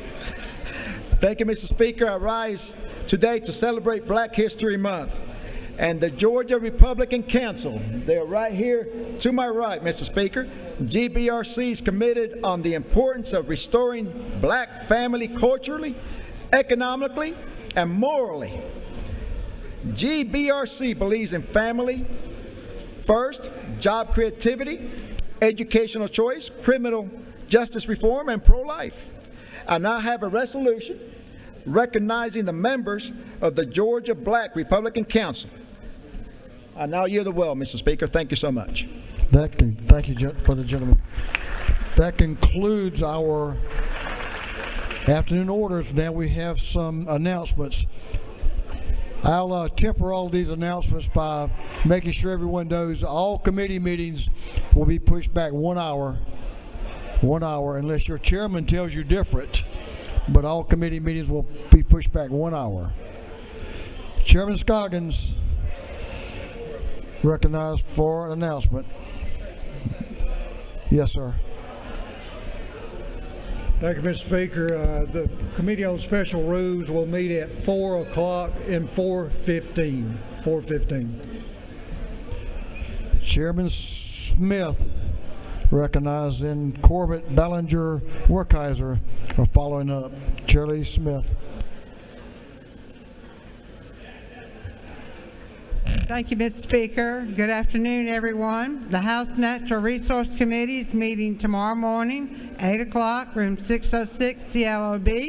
We will first have a subcommittee meeting on House Bill 351, and depending upon how that turns out, it will be on our full agenda, and then it will be followed by a presentation by water policy expert Mark Masters. Thank you, Mr. Speaker. Chairman Corbett, recognized for an announcement. Thank you, Mr. Speaker. The Rural Caucus will be meeting in the Ag Building upon adjournment. Lunches will be served. Come join us. Thank you. Chairman Ballinger, recognized for an announcement. Thank you, Mr. Speaker. Your Judiciary Juvenile Committee will be meeting this afternoon at 2, as per the Speaker's instructions being put back 1 hour. So it will meet at 2 in room 403 upstairs. Please come. We're going to have an exciting presentation by Commissioner Brose on the Department of Human Services and DFACS, as well as hearing a couple of bills. So it'll be a very important meeting. Look forward to seeing all of you there. Chairman Werkheiser recognized for an announcement. Thank you, Mr. Speaker. The House Industry and Labor will meet in 506 at CLOB at 2 o'clock. We've got 2 bills. Thank you. Chair Lady Hagan is recognized for an announcement. Representative Gilliard, you're next. Thank you, Mr. Speaker. The House Rural Development Committee is scheduled to meet today at 2 o'clock. We will meet at 3 o'clock. If that changes, I will send you a text message so that you're aware of it, in room 515 in the CLOB. Thank you. Representative Carl Gilliard is recognized for an announcement. Thank you, Mr. Speaker. Tomorrow is Representative Dashawn Kendrick Day. It is Savannah Seafood Sampler Day. On the menu, snow crabs, blue crabs, everything from grilled grouper to crab fried rice to low country ball, just to name a few. You'll have a ticket on your desk. If you don't have a ticket, we can't click it. So please, that is for you to come, and we're going to be serving you at 1 o'clock in 216. Look forward to seeing you. Thank you, Mr. Speaker. Gotta get a ticket. It is tomorrow. Gotta get a ticket tomorrow. Representative Gaines recognized for an announcement. Thank you, Mr. Speaker. Chairman Hatchett asked me to remind the Appropriations Committee full appropriations tomorrow at 8 a.m. We've got to talk about appropriations. They got to listen to you. Carry on. Chairman Hatchett asked me to remind members appropriations tomorrow at 8 a.m. full committee for 3 bills to consider. Thank you, Mr. Speaker. Chairman Crow recognized for an announcement. Thank you, Mr. Speaker. The Public Safety and Homeland Security Committee will meet this afternoon in room 506, and we're going to push back to 3 o'clock now instead of 2 with all of these meetings pushing back. So we'll be meeting 3 o'clock, room 506, and we'll also have a quick meeting tomorrow afternoon at 3 o'clock also to hear 1 bill. Thank you. Chairman Anderson is recognized for an announcement.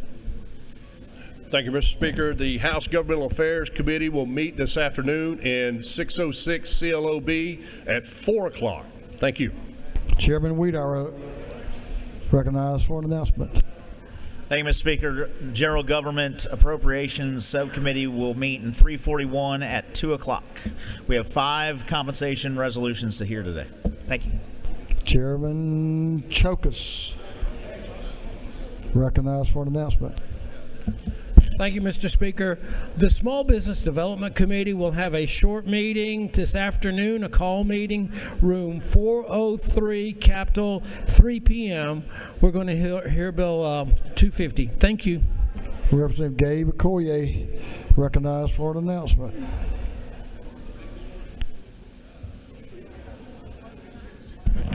Well, mine is not about a committee meeting, but I want to remind all of you who are interested in the delegation trip to Nigeria that we will be having a meeting next week, but the date is set. It's July 18th through the 29th. So get ready. Thank you. Thank you, sir. Chairman Stevens recognized for an announcement. Committee on Economic Development and Tourism will meet on adjournment in 230 Capitol for lunch and learn. Chairman Dickey recognized for an announcement. Thank you, Mr. Speaker. Tomorrow morning we will have a committee meeting on Agriculture Consumer Affairs at 9 o'clock. I know it's got a conflict with another committee, but I think we got some important business too. So 9 o'clock tomorrow, Ag. Thank you. Where'd you say? Which room? I don't know, Mr. Speaker, but I think it's 606 CLOB. We were very short on meeting rooms, by the way. We'll try to build some in a year or two.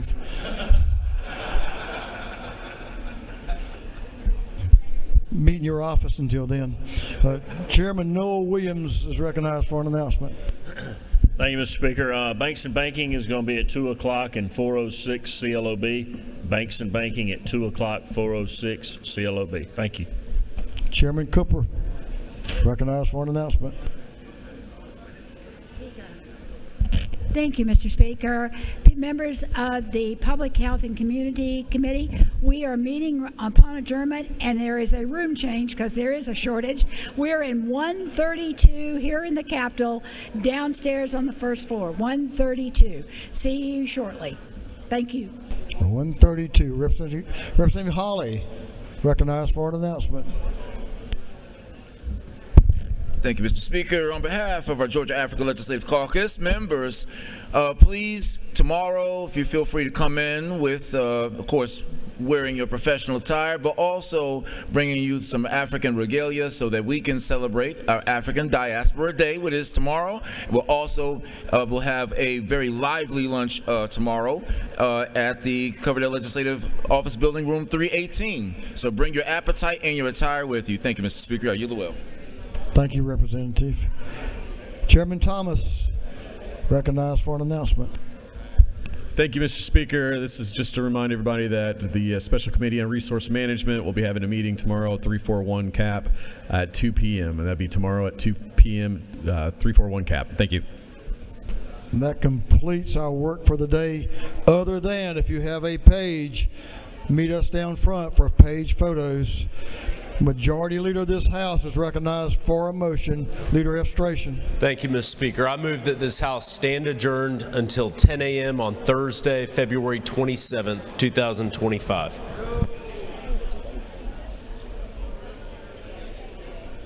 On the motion of the Majority Leader, this House stand adjourned until 10 a.m. Thursday, February the 27th, 2025. All those in favor will say aye.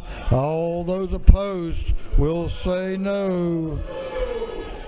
The ayes are the ones that count. I was looking at them. We're adjourned. Thank you, ayes.